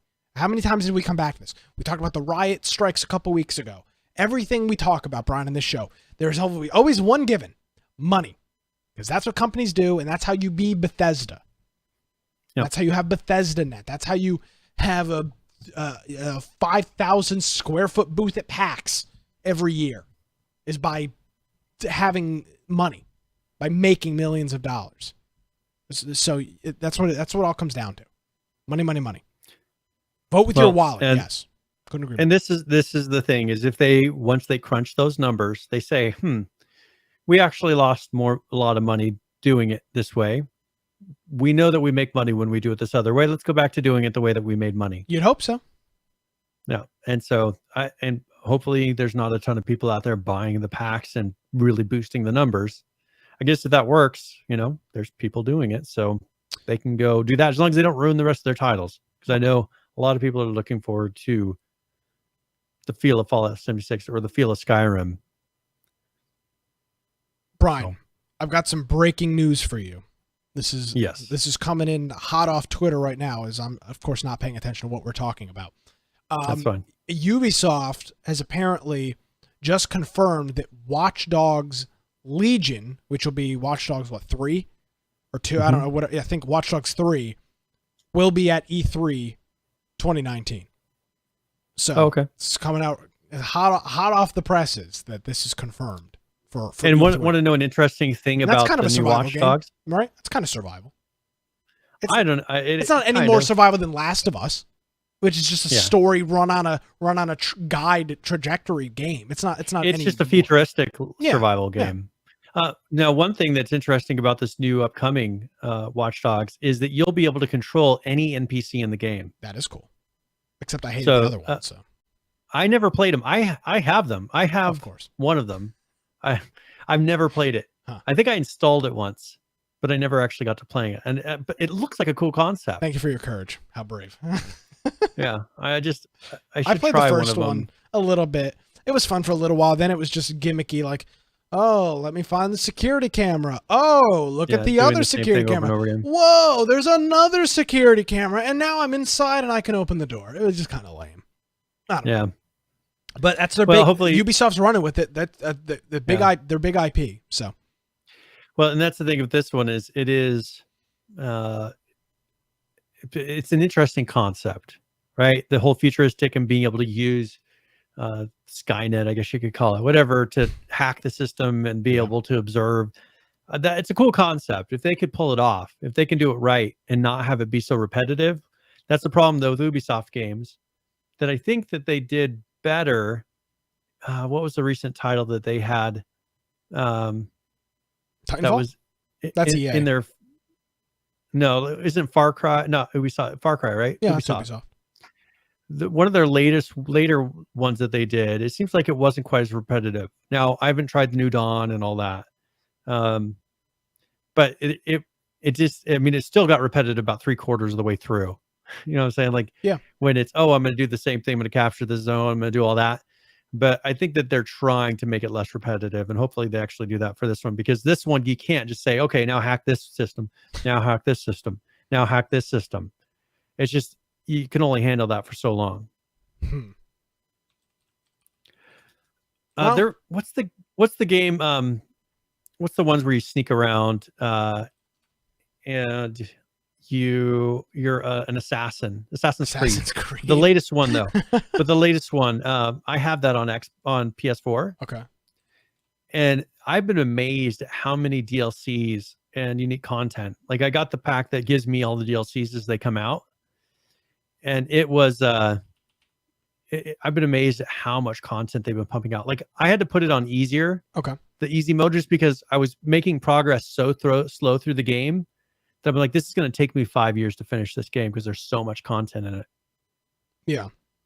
I thought that was interesting that, and they've released like 4 DLCs that I haven't even got to yet. Maybe it's like 5 DLCs now. Yeah. So I don't know. I mean, I played the first one. I played it on PC. It wasn't bad. I just was like, whatever. It's been out for forever. The first one came out a while ago. They gave it away for free, I think, on their launcher. This is before we were doing the show. Way before we were doing the show. I want to say maybe 2012. So there you go. Confirmed. Breaking news here on the Infection Podcast. The only breaking news we ever have, because every goddamn game does an update on a Wednesday morning. Yep. Or Wednesday afternoon. We could not have picked a worse day to do this. Originally it was perfect, but no longer do we get any relevant news on the show. So that's out of E3 again. What big show next week with E3? We'll have all the recaps, all the news, all the updates. So stay tuned for that. It is a couple minutes past an hour here, Brian. Do we have anything we're giving away today? Yes. So if you want to type ! giveaway in the chat, okay. We are going to be giving away a copy of Tannenberg. Oh. Now, this is a World War I multiplayer FPS action realistic. It has very positive ratings. So if you're interested in this, it's currently $20. And this has been out here since February. So this is a new game. Just came out February this year. As I said, very positive ratings. But this is a kind of the Eastern Front World War I, from 1914 to 1918 type of game. So, all right, if you're interested, ! giveaway. Well, I do want to talk about this because I'm a big shill for it. But Call of Duty has released a new trailer. I'm not going to show we'll show the trailer and talk. It's kind of a long trailer and it doesn't really say anything. For audio listeners, but there's a new Call of Duty coming out, and it's actually, Brian, I don't know how much of this you follow. It's actually called Modern Warfare, which is a callback. Call of Duty 4 was called Modern Warfare. So this is a new Modern Warfare. But the big news with this, Brian, is for the first time ever, we are looking at cross-platform between Xbox, PlayStation, and PC, which is something for a Call of Duty game. I don't know. I don't know how. I was actually having this conversation with our buddy Landgun this week, and he said, "Don't sell that PS4." As he sent me the link to this, and I said, "Hey man, I'm gonna get this on PC." I think. Well, and the thing that's changed is that PS4 made changes to their terms of service, and they have allowed this. Yeah, so they have allowed this now. So this is the first one that they've released really that has been a time to be able to implement this. So hopefully it goes well. I mean, we saw it with Rocket League. Yep. Very seamless. Seemed to work very well. We've had no issues. They just have to come up with some sort of a universal username, or they call it Rocket ID, but some way that they can identify people across multi-platforms to make friends and things like that. But I think that the technology's there. There's no point. And once again, this is eroding away at that whole, you have to use this console. That's going away. Well, I agree, and I don't want to get into a Call of Duty argument because we've got a whole bunch of other games to talk about, but Call of Duty's always been a console game. If you say otherwise, you are wrong. And you are so wrong, I can't explain how wrong you are. Call of Duty has always been a console game.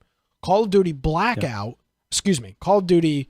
Ops 4 with the Blackout mode was the first time that we've had a Call of Duty that has had any emphasis whatsoever on PC. It was the first time, really. They said, we're going to do PC right because we've left you guys with some half-assed BS port of the game every single year that's rampant with hackers that nobody plays. And it's the truth because that's what literally happens every single year.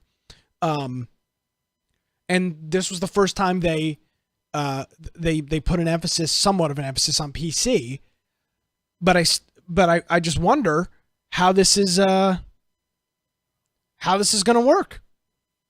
Because are you going to allow much more accurate PC player into the console game? How is the hacking going to work? There's obviously hacking is a lot more feasible and a lot easier to accomplish on PC than it is on a console. Yeah. I'm going to end up, I hope I don't have to buy 2 copies of this game.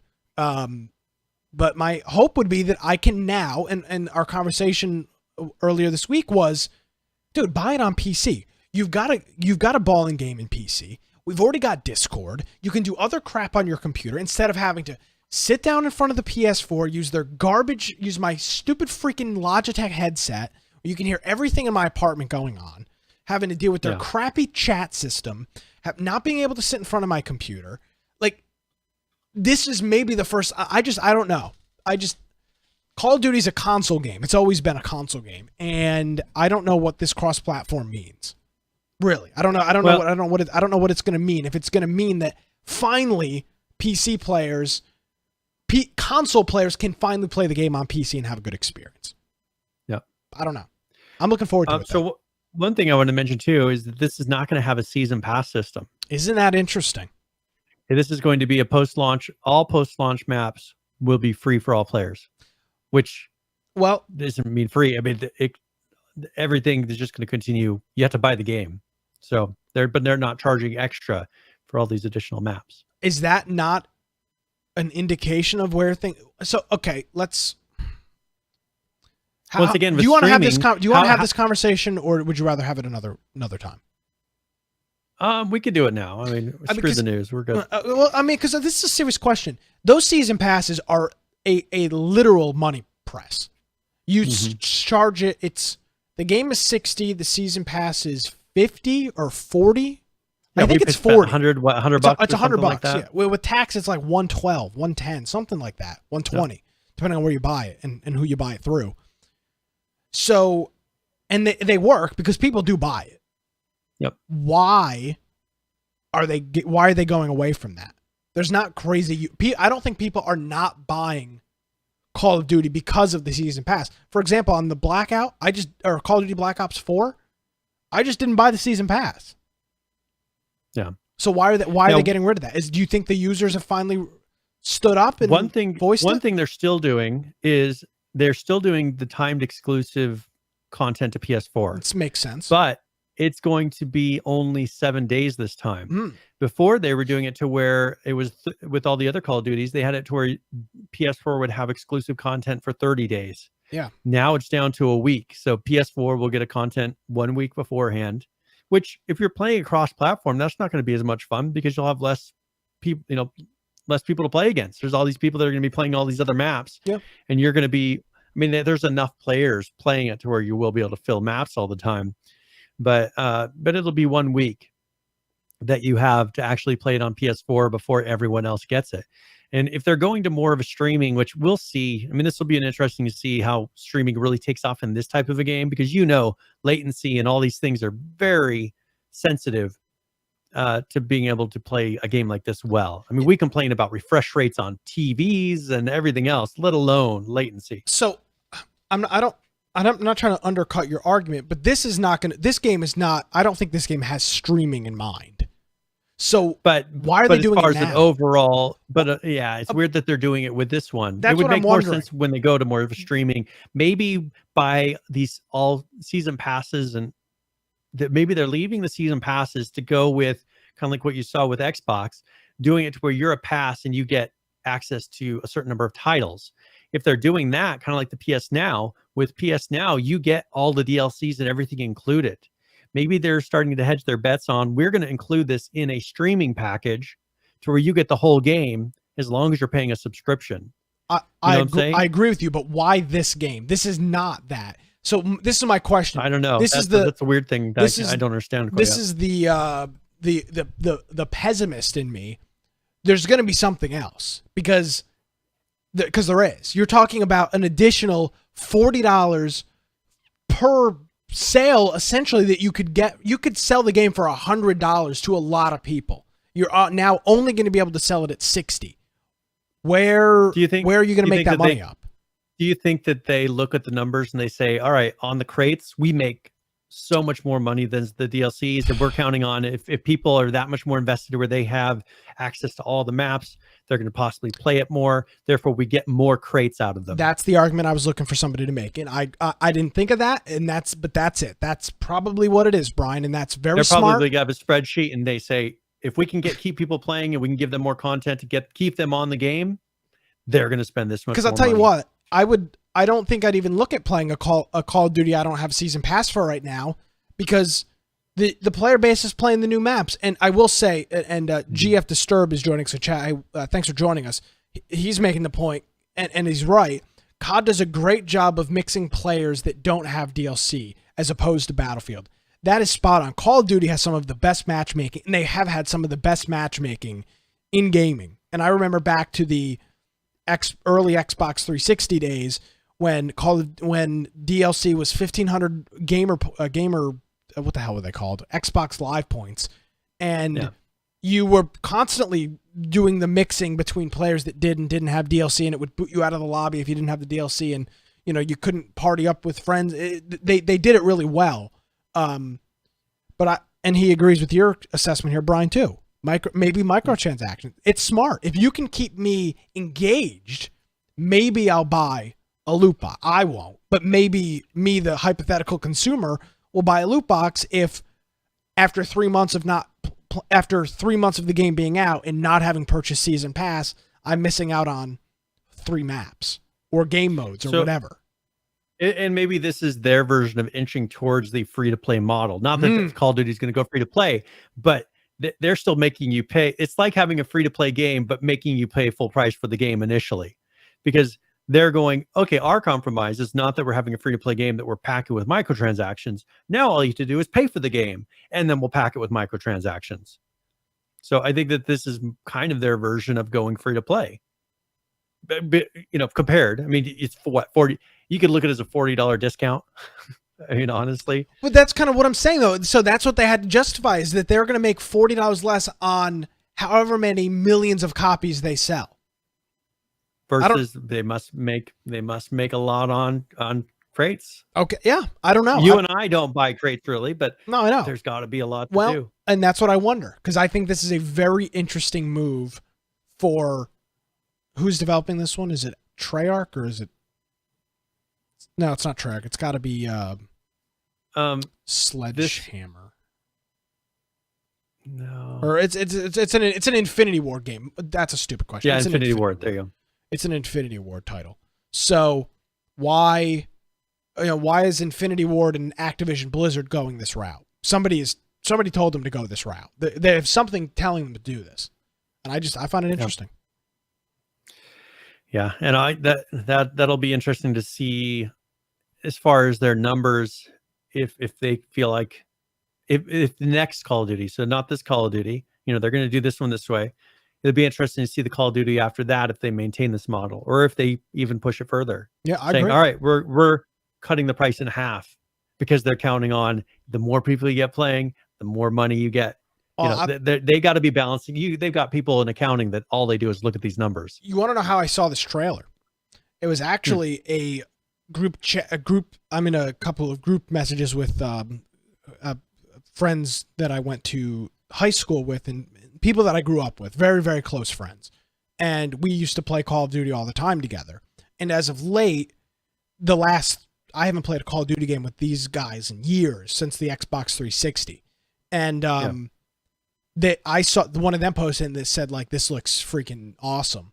And I think that they're going to sell a lot of copies to because they're bringing back in the Modern Warfare story that Call of Duty. That's isn't that the one you always say is the best Call of Duty? Modern Warfare 2. Yeah, I mean, Call of Duty 4 was good, but Modern Warfare 2 was like my heyday, and they're going to bring a lot of those people back in. I think that's the plan, at least, and those people are now 21 to 25 or 26, that core group. So maybe they're looking to bring a whole bunch of those people back into the franchise that I know for a fact did not buy the last two, because they didn't care about World War II and they didn't care about Black Ops 4. So the real heyday, the first Call of Duty the first real Call of Duty experience for a lot of people those people are now 20 to 25, 24. When they had their first, when Modern Warfare 2 came out. Now, what do you think about the mechanics, though, of the Modern Warfare version? Because I know that a lot of people complain when you go too futuristic, and having people doing these crazy double jumps. No, this is Modern Warfare. There's going to be no futuristic bullshit. I'm looking forward. That's what I'm saying is, do you think that this is going to be kind of back to the roots and more palatable to the type of players that like this? Because I there's some that I play and it's like, this is just people are going halfway invisible. They're going invisible and they're flying and doing all these crazy things. The last Call of Duty, there was, when they announced it, they said they did their announcement stream or whatever they said, and the words they said were boots on the ground. That's this game. And it was, but it's not just boots on the ground. It's how the game plays. I can't describe it. I will never be able to describe it, but when you play it. You just know. It has a feeling. It feels a certain way. I can't describe it. Obviously not jumping and bouncing off walls and shit. It makes a lot of sense. But there's just a feeling of those games, Brian. I can't describe it. I think that World War II was a little bit too limited. I think that because they were trying to keep it realistic, they were so limited in what they could do that it was hard to really get that feeling of feeling powerful. Like I never really felt. It was fun, but it wasn't the same as some of the other the feeling that I got from playing other Call of Duties. That's what I'm saying. And I know it's not going to. I'm sorry. It's just going to. I know for a fact it's not. It's not going to feel like an old Call of Duty. You just can't replicate that. I don't know what it is. Yeah. I don't know if it's age, what's going on in life. It's the same thing with WoW. I mean, we've talked about this with WoW.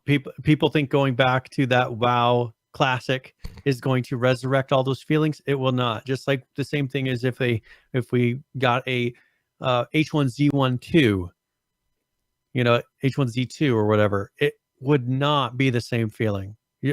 And you'll start discovering this. You're getting to the age where you're starting to see things come back, right? It's sad. As you get closer to 30, you'll see them because they're like, okay, you're starting to make money now. We're going to resell you something from your youth. Right? I want to be 13. I want to be living with my parents. I want to zero responsibility. I want to be having a fresh case of Mountain Dew in the fridge that I didn't have to pay for and I didn't have to get. And I want to come home from school on Friday afternoon and sit in my room and stream Call of Duty and yell at people online until early hours of the morning, and not worry about what's not getting done because you're in there playing that game all day. I want to give me the watch that I can smash and go back in time, bro. I want nothing more than to be 13 years old and have that same Call of Duty experience, but it's never going to happen. I know. Yeah. And that's what you'll. And I'm only 22. I should not be having this experience in my early 20s. This is not good. Yeah, I'm going to live a life of dismay. I can already tell. That's all right. So, but that's what you're going to discover is that they'll keep promising you, oh, you can relive this. You don't. You can't remake those. You have to be searching for new experiences. If you want to have something unique, just like we got with H1Z1. Yeah. It's because we found a new experience, something that was different, and we went all in with that. When I discovered, wow, that was a new experience, I can't go back and revisit those old ones. It just doesn't work. I want 480p. It never happens. I want 480p YouTube videos. I want Intel Core 2 Duo processors. I want it all, Brian. I want Dazzle DVC 100s. I want Justin TV. I want it all back. Stickam, Ustream. Bring it all back. Give me my youth back, damn it. For me, it's the... if I could replicate that feeling that I had playing even some of the first bulletin board games that I played, that was a very different. Well, you logging into bulletin board and having just something that was so different. There's nothing like it before, and it was fresh and new. It's very rare that you come across things in each day and age right now. Like, what are you going to come across that's truly totally new? You won't know till you get there. You don't know where to go. That's deep. You have to, the thing is, that's exactly what it is. You have to go and just try new experiences, go new places, do new things so that you actually have the chance to do that. For instance, Google Plus. For me, that was something very different at the time, right? You're not going to be able to replicate that, but it was very unique and different. It was because I was willing to go. I was like, oh, I'm going to go try this. And then I just went in all in for it. People need to remember, if you want something to be like that again, go and check out everything that you can try and find the thing that for you clicks. And you're like, oh, I'm going to go in all in on this and try it. And don't care what other people think about it. Quit reading Kotaku to get your whether or not you're supposed to like a game. Shots fired. Honestly. Okay. Well, I know. So I'm looking forward to the new Call of Duty. I know I'm going to be let down, and it's okay. I'm still going to buy it. Just have faith. It may be good. It's fine. I will have the faith. I'll tell you what. I've said this 100 times on the show. I'll continue to say I will buy every Call of Duty that comes out. I got so much enjoyment out of. Oh, I'm so emotional. I got so much enjoyment out of playing that game in late middle school, early to mid high school, that no amount of $60 copies of the game will be able to replenish the amount of fun I had. It won't. I can buy a $6 copy every year till the day I die, and I'll still be like, it worth it. Every $60 was worth it. So I'm looking for. Nothing will bring back me. I don't know. I'm sad now. Okay, let's move on. All right. What else can we talk about? Well, one thing we didn't mention in talking about Watchdog is they have an ad on Amazon, for their product. And one thing that's interesting is the description says that Watch Dogs Legions is set in a near future dystopian version of London. It's a post-Brexit world in which society, politics, and technology have changed and altered London's fortunes. We can't talk about this. I refuse to have this conversation. Are you shitting me? Really? This is the description of the game? On Amazon. And they're leaving the EU in like 3 months. What do you mean this dystopian? Oh my. Okay. I just thought you might find that interesting. We didn't. This is not the timer. But follow me on Twitter at Nicholas M. Craig if you want to hear my actual opinion of this. I'll tweet something. If you want to hear him rage about this, now that he knows, I'm not going to rage about it. I'm just that is asinine. Come on. Yeah. A semi near future. We're leaving the EU allows you to hack into security cameras from your iPhone. Watch Dogs, November 2019. Oh my. Jesus Christ. So anyway, what have we? This is why I want to be 13 again. This stuff doesn't matter. You don't have to. Yeah, they don't have politics dragged into every single aspect. Can I just play a video game? Brian. Now you've opened the can of worms. Now you're gonna have to live with yourself. Why? What? Let me ask you this. Seriously, in all seriousness about this. I don't care one way or not about the EU and the UK and what they do. I really don't care. But why would you, as the developer and the publisher, why would you center your game around such a hot button, controversial, polarizing issue, Brian? Yeah. Why would you center anything around such a polarizing thing? I can guarantee you this, and I'll just say this. I can guarantee you that there will be people that will not buy this game based off the description. They won't sell any more copies based on the description, but there will be people that won't buy it based off of that description. Yeah. Why center around such a hot button issue? It doesn't make any sense to me. Well, I mean, from what I've seen as far as this type of attitude is these games are being made in a certain location where there's a lot of people in one area that have one point of view. Right? I totally agree. They're being developed in a place where if all of your friends believe this one thing, we have the same thing wherever we live. Generally, people in Boise will have a certain perspective. Now, we're not to that point to where everybody does. They love Boise. Everybody loves Boise. Yes. But as far as politics, there's a good spread here of this person will be totally opposite of me and we live in the same place. We're fine with that. But you go to other places, almost everybody you don't really know anybody who doesn't believe in this same thing. So when they go and say, hey, this is what it's based on, because you know what? Everybody thinks this. That is the mindset that they get. They don't have the understanding that, you'd be surprised. Half of the people don't agree with you. Shocker. Maybe everybody agrees with you, but half of the world doesn't agree with you. And that would be a shocking thing for them to realize in life, is that this is a 50-50, one of those 50-50 perspectives. Half of the people agree, half the people disagree. It is incredibly stupid that they would base that and put it in a description. It just makes no sense to me. They should have just, doesn't need to be based on Brexit, which is such a time sensitive. What if Brexit doesn't happen? Well, here's Then the thing. People 10 years from now are going to be saying, what are you talking about? People are when they read this description. Well, people are now saying that they think this description might be fake. I don't know. I mean, it seems like it's real, but maybe it's not. I don't know. Maybe somebody posted it on there for sale and made it look official, because it is easy to do that on Amazon. They don't do a very good job of seller verification, right? You can put in there the seller is, let's say, Ubisoft, or whatever. You could put Microsoft, you could put whatever, and that will be who it's from. That that's the brand of the company. So it could be that it's fake, but this is, of course, pinnacle of journalism, PCGamer.com. The Amazon page is now gone, so who knows? So it's pulled.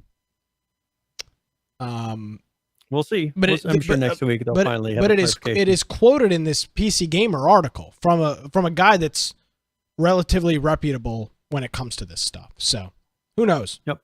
Nevertheless, this wasn't an opinion article. Official Watchdog's Twitter account confirms the name. Yeah. So we'll see. Nevertheless, politics in video games is just never a good idea. So regardless if this is, it wouldn't surprise me if it was true. Now that I think about it, that is a little far-fetched for me to believe that it is, but there is an issue with polarizing issues in video games. They just need to leave them out. Yeah, agreed. Video games are our opportunity to escape reality. Quit throwing so much reality into a video game. Yeah. I mean, make it to where things are fake. It'd be like on what's the recent Division. If they said that had something to do with politics. Now, I saw a little bit of them kind of jumping the gun, and remember early on they made that statement that they had to apologize for in one of their ads for Division. Yeah. But for the most part, they've kept politics out of it. They haven't referenced any current political figures, and they did a good job of keeping away from that. But here, it's not good. You could say people could make their own assumptions, but if they're going in and being very specific about this, it would be very bad, I think, for their reputation in the end. So we'll see. One thing I wanted to talk a little bit, since we're getting closer on time, is Worlds Adrift. Do you remember this game came out? It was one of the first ones using what's the technology that for the servers, being able to use huge open world servers. I haven't heard about it for a while. I'm trying to think of what it was. But that game, which was taking advantage of that early on, I know it's right there on the edge of your mind. But it's server meshing, but there was this particular service that they were using to do this. You can't not know this. This is your thing, Brian. I know. It's. Oh man, this is the tech. Here we go. This is the big server architect. You're not going to find it now. You're infinitely lost. Yeah. So, anyways, why don't you keep reading? I'll find it. Okay. So on here, they have announced that they're actually shutting down. Improbable Studios is the name of the company. Spatial OS. Thank you. Jesus. Okay. So it just took me a minute. I know. I got so many tech names and titles and companies whipping through my head. Tech names. Yeah, you sort shirt. Yeah. I can't even speak. Okay. Anyways. Talk. So they have announced that they're shutting down. There's actually a video if you want to play this. Hold on. I think it's an interesting, very honest take on this. They actually say, here's exactly why we're shutting down, and it's pretty self-deprecating. They don't make really excuses for it, other than, well, let's show it. So you want the whole video here? Yeah, let's do the whole thing because it's pretty straight through, all information. Okay. Hi, I am Enrique Lifiers, Gamer-in-Chief at Bossa Studios. And I'm Luke Williams, the lead designer of Worlds Adrift. It has been quite a long time since Christmas 2014, when we first put out a video talking about our idea of building a massive multiplayer game that would become Worlds Adrift. What started as a game jam took a life of its own, and soon enough, we decided to embark on the dream of building the most advanced, complex, and hopefully fun sandbox game multiplayer that has ever been created. And indeed, it took us a few years, but we succeeded at launching what most people said could never be done at all. Worlds Adrift is the first game to do a lot of awesome things, such as having the entire world and all its islands made by the players using the island creator before the game had even launched. It's the first massively multiplayer game to heavily feature physics and have all of its gameplay and design features kind of revolve around that. So your entire ship is uniquely built by you, and that flying and fighting completely unique to how you build it. We are hugely proud of what we achieved and have fond memories of every game session we shared with the players. A lot of love went into making Worlds Adrift, and a lot more was poured in by the players through their creations and their adventures in the Skyza Foundation. Unfortunately, every journey has an end, and this one ends sooner than we'd wish. Whilst we love the game we built together, the reality that it has failed to capture the imagination of enough people to make it commercially viable. Since we first opened the game, we updated it around 30 times trying to get it right, fixing tons of bugs, issues, expanded the game content. Still, we fell way short of what the game's original vision was. What we have live today is probably perhaps 20% of the game that we wanted to launch, and it shows. Yeah, we're missing, a lot of features, stuff like all the creatures, we're missing like access to the lore, objectives to pursue in the world. There are no gigantic sky whales to battle. There's no territory control to defend, no puzzle features in the islands to kind of, fight your way through temples. The technical challenges of the game became so big that we had to focus all our efforts into making it just work, rather than making it as good to play as it needed to be. This is not what we originally planned, and as a result, we failed at creating a game millions would play. Without a strong number of players, it means that the game does not pay for itself, and we can no longer keep it going. We have now created a plan to sunset the game at the end of July 2019. We know that the end of Worlds Adrift will be as disappointing to many people as it is, especially for us. We have put years into its making, and it's one of the hardest decisions we have ever had to make as game developers. We know this will have a severe impact on the community, and we are committed to do everything we can to make it right by the players. For instance, all the founders will receive free copies of our other games like Surgeon Simulator and I Am Bread. The names will be immortalized in the game's website, which we'll keep live as a homage to the world that we have built together. And we also agreed with Steam to refund any purchase made in the past month, regardless of playtime. And lastly, any extra item bought from the Worlds Adrift store at any time will also be fully refunded. That said, Worlds Adrift will not sail quietly into the night. We'll host an End of the World event that will be live streamed on Twitch, followed by an AMA on Reddit with the team. Hopefully, we'll build a few more memories together to remember Worlds Adrift fondly, as a wonderful game that staged so many great memories for so many of us.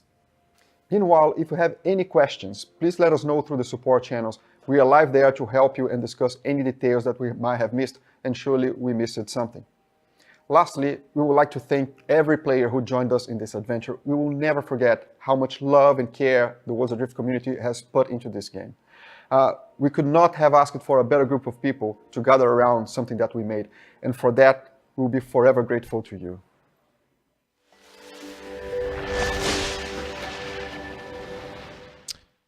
Wow, Brian. I'll tell you what, we need more developers like these guys that have the balls to sit there and say, we failed, we were unable, not this or that excuse, we were unable to do that, and they're going to, clearly they've been pretty smart financially that they're going to be refunding every in-game bought purchase ever in the game and refund anybody that bought it in the last month.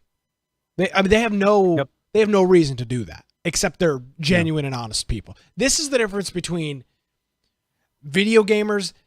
This is the difference between people that like to play video games that make games and people that are making games to make money. What you just saw was people that grew up playing video games, loved video games, got into making video games, and unfortunately failed in a project.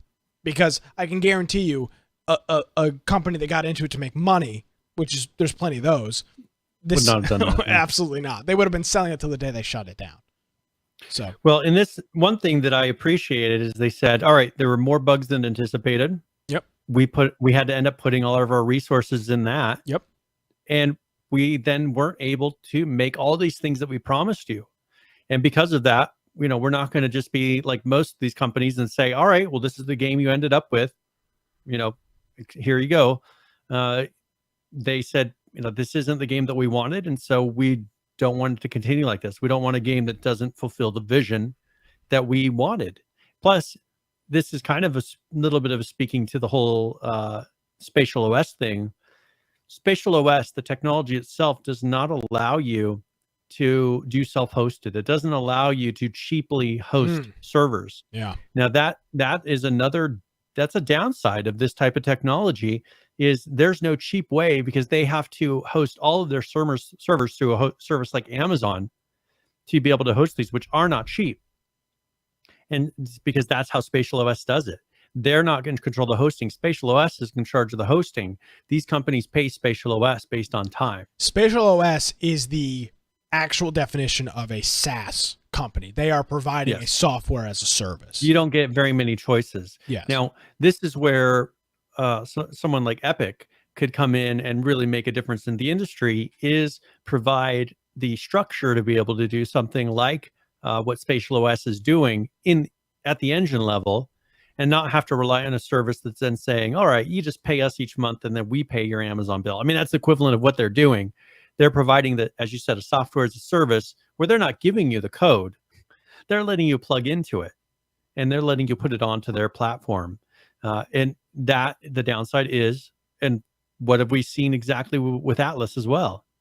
There's no cheap way to host that. Yeah, seriously. You can't put this huge world out there and have it be cheap. Now, if you're going through Spatial OS, maybe you could kind of offset the costs a little bit, right? Because other people are hosting things, but everybody wants to have these giant, huge open worlds. Well, what happens 10 years from now when there's a very small community playing? You know what? Now what they're going to do is they're going to shut them down, because it won't make sense. You won't have these communities like with EverQuest that are however many years now still managing to keep that game going. You won't have those anymore when they start going to more Spatial OS technologies, because you won't be able to maintain a server for practically nothing. It is it's definitely an issue, and I really do think it I think this wasn't that long ago, Brian, that I think I said to you, or maybe you said to me, what is my Steam library going to look like 5-10 years from now? 3/4 of the game are going to be unplayable because the servers are deprecated, because they won't be able to maintain them. Yeah, I mean, I don't mean to throw them under the bus, and unfortunately they've become a punching bag of ours as of late. But like, you even look at a game like Miscreated. Now, they do let you do self-hosting servers. I get that. But Now, what's going to happen? But what's going to happen if and when they get to the point where they stop updating that game? It already has a small player base. Yeah, it'll just be one where they say, all right, we're going to have to delist it from the market, because they can't be responsible in the long run for any security vulnerabilities or major bugs that might affect systems to where they could be legally accountable. Yeah. Right. That is the danger that you run into, is they could be legally accountable if they have some bug that allows someone's system to get, let's say, some sort of malware or something that is costing you money, that could cost actual money to fix, that they could be then sued for. They're not going to keep that out in the open. And so they are kind of forced to maintain it. And this is with any real game that's by a studio that's actually worried about being sued. They can't just put software out there and say, all right, good luck. We're going to keep it running, and we're not going to maintain it. No real studio is going to do that. And so I think you're going to see less and less of these games in your library that you can play forever. Before you had a bunch of games that you could play because they were all single player. I think 10 years from now, a lot of the games that we play are reliant on multiplayer. You'll have a big list of games that are either delisted or that you open it up, you're not actually able to play, just like H1Z1. I mean, honestly, the You'll Just Survive, I mean, it maybe, I don't remember, it's still in the thing, but you can't run it. Maybe No, it'll open, I but don't- there's no servers. but you can't connect to anything. Yeah. I mean, you're going to get more and more and more titles because everybody wants to be online that are going to be like that you won't be able to play 10 years from now. Mm-hmm. So I think that's going to be a big problem that they're going to have to figure out, how do we face this? And I don't, short of them coming up with ways, since not all these are made on a single platform, I don't know that there's a really good answer, because you'd have to ask those companies to release their server files, which isn't going to happen, or there's no standard. Yeah. And so there's not a single, oh, here's an answer that will host all these servers. It just won't work. So you'll have a lot of dead titles. It's unfortunate, but I guess the light at the end of the tunnel maybe is developers like this that aren't going to beat around the bush and just we're shutting it down. Yeah, well, I mean, you kind of look at what the Rend folks did. They did something kind of similar. They said, "Hey," by the way, Rend is less than a year old. Since like their big push for launch, we literally saw them at PAX last year. They were talking about it launching, and big updates that they were doing to the game. And that we haven't been back out to Seattle yet. That's coming up here in a couple months. Yeah. But they essentially said the player base wasn't big enough. We're not shutting down the game. We're going to keep a small group on it, doing patches and updates from time to time. If a big player base comes back, we'd be willing to come. We'd be willing to, relook at it and maybe look at doing updates. But they were very clear about it. The player base isn't here. We can't afford to pay half a dozen people to sit on their ass all day and maintain a game that 370 people are playing. So we're going to keep one guy, and he's going to handle any issues, big issues that come up. Don't buy the game if you're looking for a game that's going to have new content and features. And they were very upfront about it. There was no misleading, no trying to spin it off as well. It's not. No, and the same thing with these guys. The game didn't sell as well. We ran into issues. We're moving on. I mean, I don't blame these people. They were wanting to push this. They were wanting to push this as a groundbreaking, because it was using this new technology that no one else. They were one of the first ones to use Spatial OS. Yeah, I think they were wanting it to be something groundbreaking, unique, and new, and different, and they failed to deliver on that. Maybe it's a kind of a fun game, but it wasn't anywhere near the expectation in these huge, crazy battles and these giant ships, and they weren't able to get any of that in there. And sure, if more people would be playing it, perhaps it would have. You got to think, when they first announced this was right at the beginning of the whole BR craze. Mm-hmm. I think BR injured and harmed a lot of other game types more than we realize at this right now. I think that a lot of the games that would have been released or would have been popular weren't, because so many people gravitated towards BR. And I think this is one of the casualties of the BR genre, is this game, because what could have been a cool game, but it did come out right when these ones started becoming popular.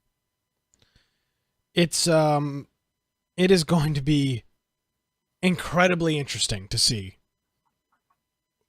what this stuff looks like 5 years from now. It really is going to be quite fascinating. Yeah, and so that I think this is going to start encouraging people to also have a single player mode. If you want your game to live on beyond just the online portions of a game, I think you need to have a single player mode, because that's the only way that your game will be around and people will be talking about it or playing it in 10 years. Yeah. Well, that's a shame, but good on them for being upfront and open with their fans and the people that bought the game. So, all right, Brian. Well, we're approaching our end time here, and there's a whole bunch we didn't get to. I do want to, and we'll cover this next week because it is a big update. Both Atlas and Atlas had their mega update that we talked about last week, and Conan also had a pretty sizable update as well. So we'll cover those next week, and we'll make sure we bring you up to date on those. But the links will be in the show notes if you want to get up to date. We probably should have got to that stuff. It's just so much other stuff going on this week. But we'll get to some of that stuff next week, and a whole bunch of other games as well. Small updates, nothing. Really, those are the two big ones. Would you agree, Conan and Atlas? Yep, I think so. Atlas it was a really big And when one. we did So we did just talk about it last week. It's not like we talked about most of the features. Yeah. Mainly they have a video. I don't know. You could show the trailer if you want to. I could. As a because that's not really. I mean, it's just showing some of the things. So let's show the trailer, and then we can talk about more in detail. But that way they can see some of the features, because there's nothing like no spoilers in the trailer, really. You know how they do their trailers. Absolutely.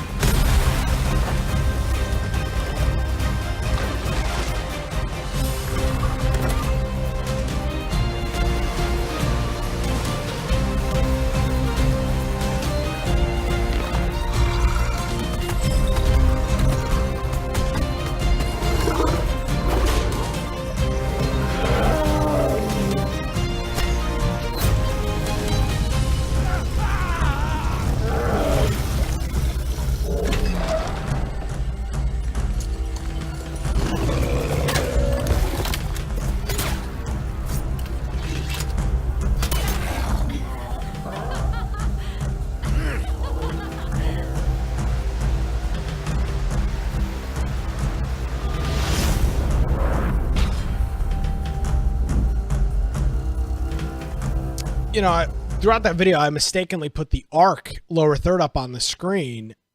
I mean, I don't want to get crazy. More and more of arc into it. I know you've got a hard time that you got to be out tonight, but it frankly doesn't make any sense to me. They literally are just making arc in Atlas. They're just making arc again. It's got. I mean, it's people will buy it again. Well, they will, but nobody's playing it right now.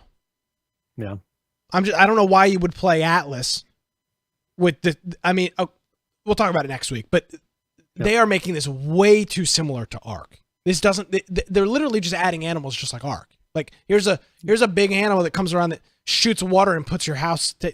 Shoots water at your house like a fire. It's like a fire truck, but it's an animal. One thing to keep in mind is this version Atlas is way behind the Ark version of Unreal. They branched it off a long time ago, early on in Ark's development. And so a lot of these things I think are them now updating it and reintegrating a lot of the Ark features into Atlas. That's why you didn't see it day one, is because they were so far behind. All these things they've added in Ark in the last couple of years were not in that base game to even be able to do. So you'll see more and more Ark things. Very frustrating because you've got a successful game with a huge player base, top 10 constantly played game on Steam player base, and then you're literally making a crappier water version of that game.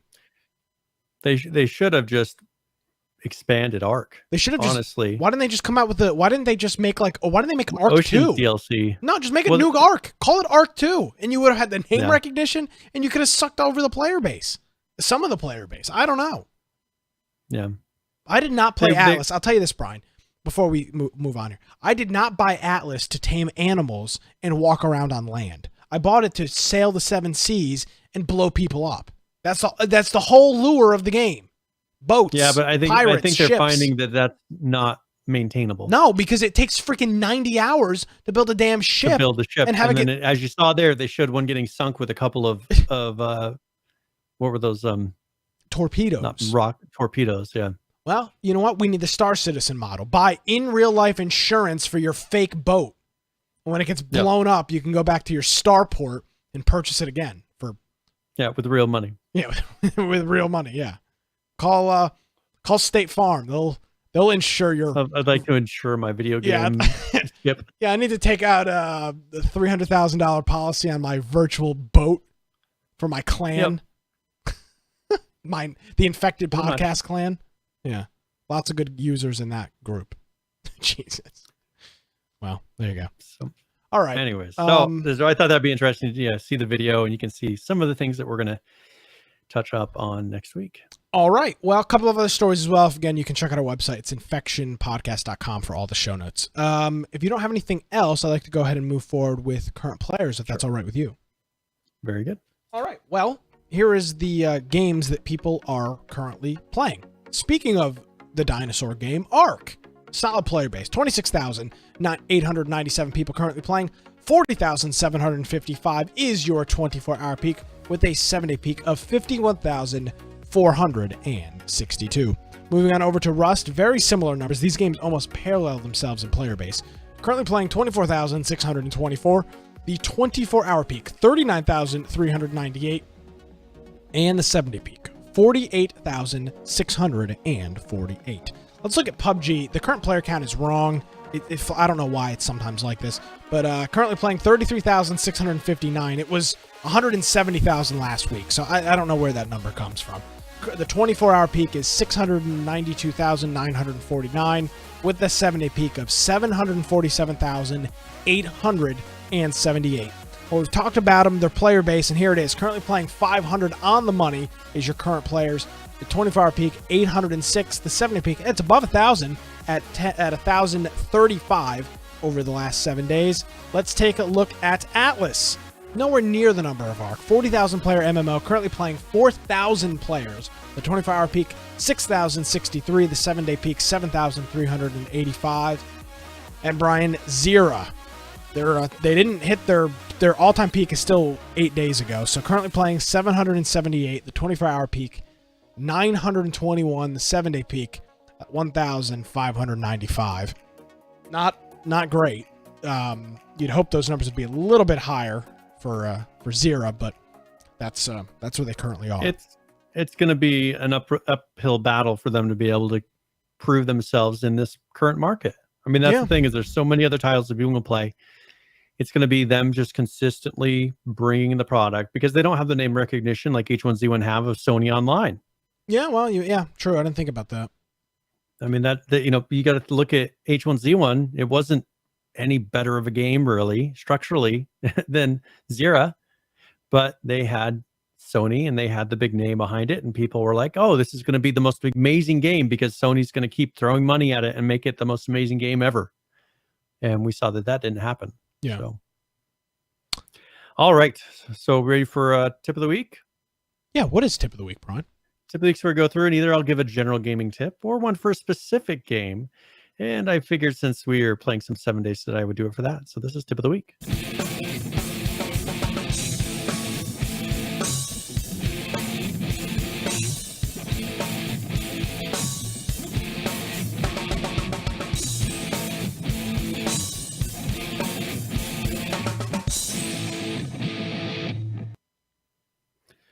Well, in 7 Days to Die, wellness is something that you're going to have to maintain as you play. Every death that you have decreases your wellness by 10 points. So every time that you're in the game and things are killing you, or various things that you can do throughout the game, you'll notice that the max amount of various stats are being capped by this wellness. So if you're starving, maybe you're dehydrated, that decreases your wellness over time. Also, you need to eat and drink different things, and that will raise your wellness. So if you can find more food, you'll slowly start to put that up.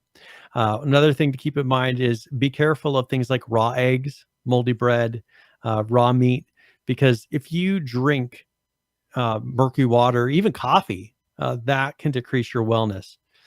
So you need to go through and eat the right foods and raise that up over time. Now, the cap of that is 100 at the very beginning. When you first start playing, that's 100. But as you start to get perks, medical supplies, and various things, you can get it to a max of 250 points. So that will make it so that you have a higher health, and just a lot of things will be, you'll be able to stay alive much easier.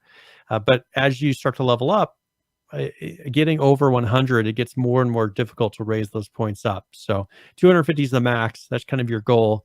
But at the beginning of the game, you do notice sometimes you're running around at half wellness because you died so many times or different things have happened. So keep that in mind that you will need to work to raise it up. You need to eat the right foods, and you'll need to put the right perks in to get that to a higher number permanently. So that is tip of the week. Thank you, Dr. Brian. That's a good, useful tip. And 7 Looking days out for the wellness of our viewers. Well, hey, I appreciate that. 7 days is legit. It's like a real. You talk about survival game. That's 7 days. Yep. Hardcore. Yeah, and they did a really good job. That's what we were discussing while we were playing. Is that sure the graphics aren't great? There's things that could be improved, but they definitely did a good job of getting the gameplay correct because it is a lot of fun to play. And so, may I show you the snowball icon? Sure. Hold on. Let me see if I can get a good image of this. All right. This is the snowball icon in 7 Days to Die. For you audio listeners, it is like it's a diamond, but it's like charcoal color diamond. That's the snowball icon. Why is it not just I don't know why the snowball icon is just not a white circle that's filled in. Yeah. It just seems like that would be the simple solution to snowball instead of this like weird, because you hardly don't see it in the inventory because the inventory is gray. So you have to be like, oh, what is that? Oh, it's the snowball, which is a gray diamond. And we'll actually be talking about, I do have it in the notes here, but we'll be discussing it more next week, some of the anticipated features for Alpha 18. Oh, that'll be cool. When is that coming out? I might be married and have a kid by then. Who knows? I might be, yeah. Oh, you too. You actually, you can probably be a grandfather. I might have a kid as well. Or you might be a grandpa by the time it happens. Yeah, real far out here. So, looking forward to that. But they have a lot of new weapons and some interesting things that they're doing in that. So we'll go over that more next week. Coolio. All right. Well, we do have a game giveaway, Brian. Yes. Are you ready for this? Yes, sir. Absolutely. So congratulations, Saul Greatman. So, not rigged. We did not cheat on this. So, congratulations, Saul. I will send you a key. I'll probably just send it to you in Discord because I know he's in there. He definitely is in Discord. So, congratulations, Saul. And if you aren't here live, well, you're being foolish. You can join us here live. We're here every Tuesday, 7 p.m. Eastern. Same place, almost every time. Twitch.tv/Infection Podcast.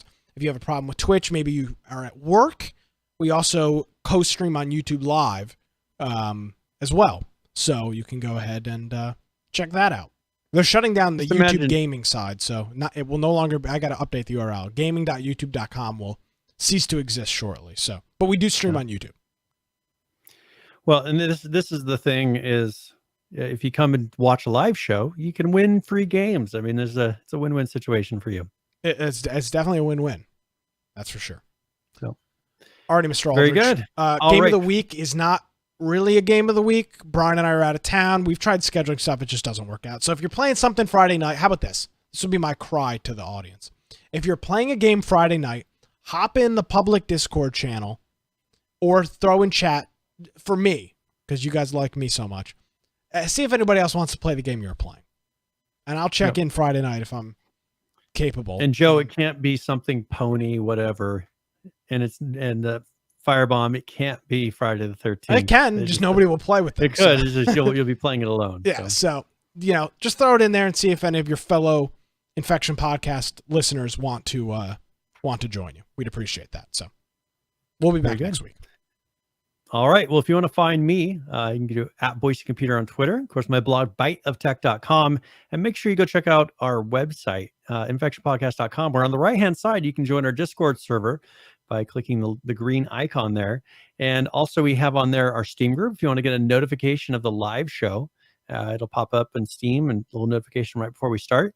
We have all the different links for whatever audio platform you want to listen to us on. We have our YouTube, our Twitch. We have all of the show notes for every single episode as well. And then if you want to help support us financially, we do have a support us tab on the left-hand side, which has a link for our Amazon pages, for our Humble Bundle links.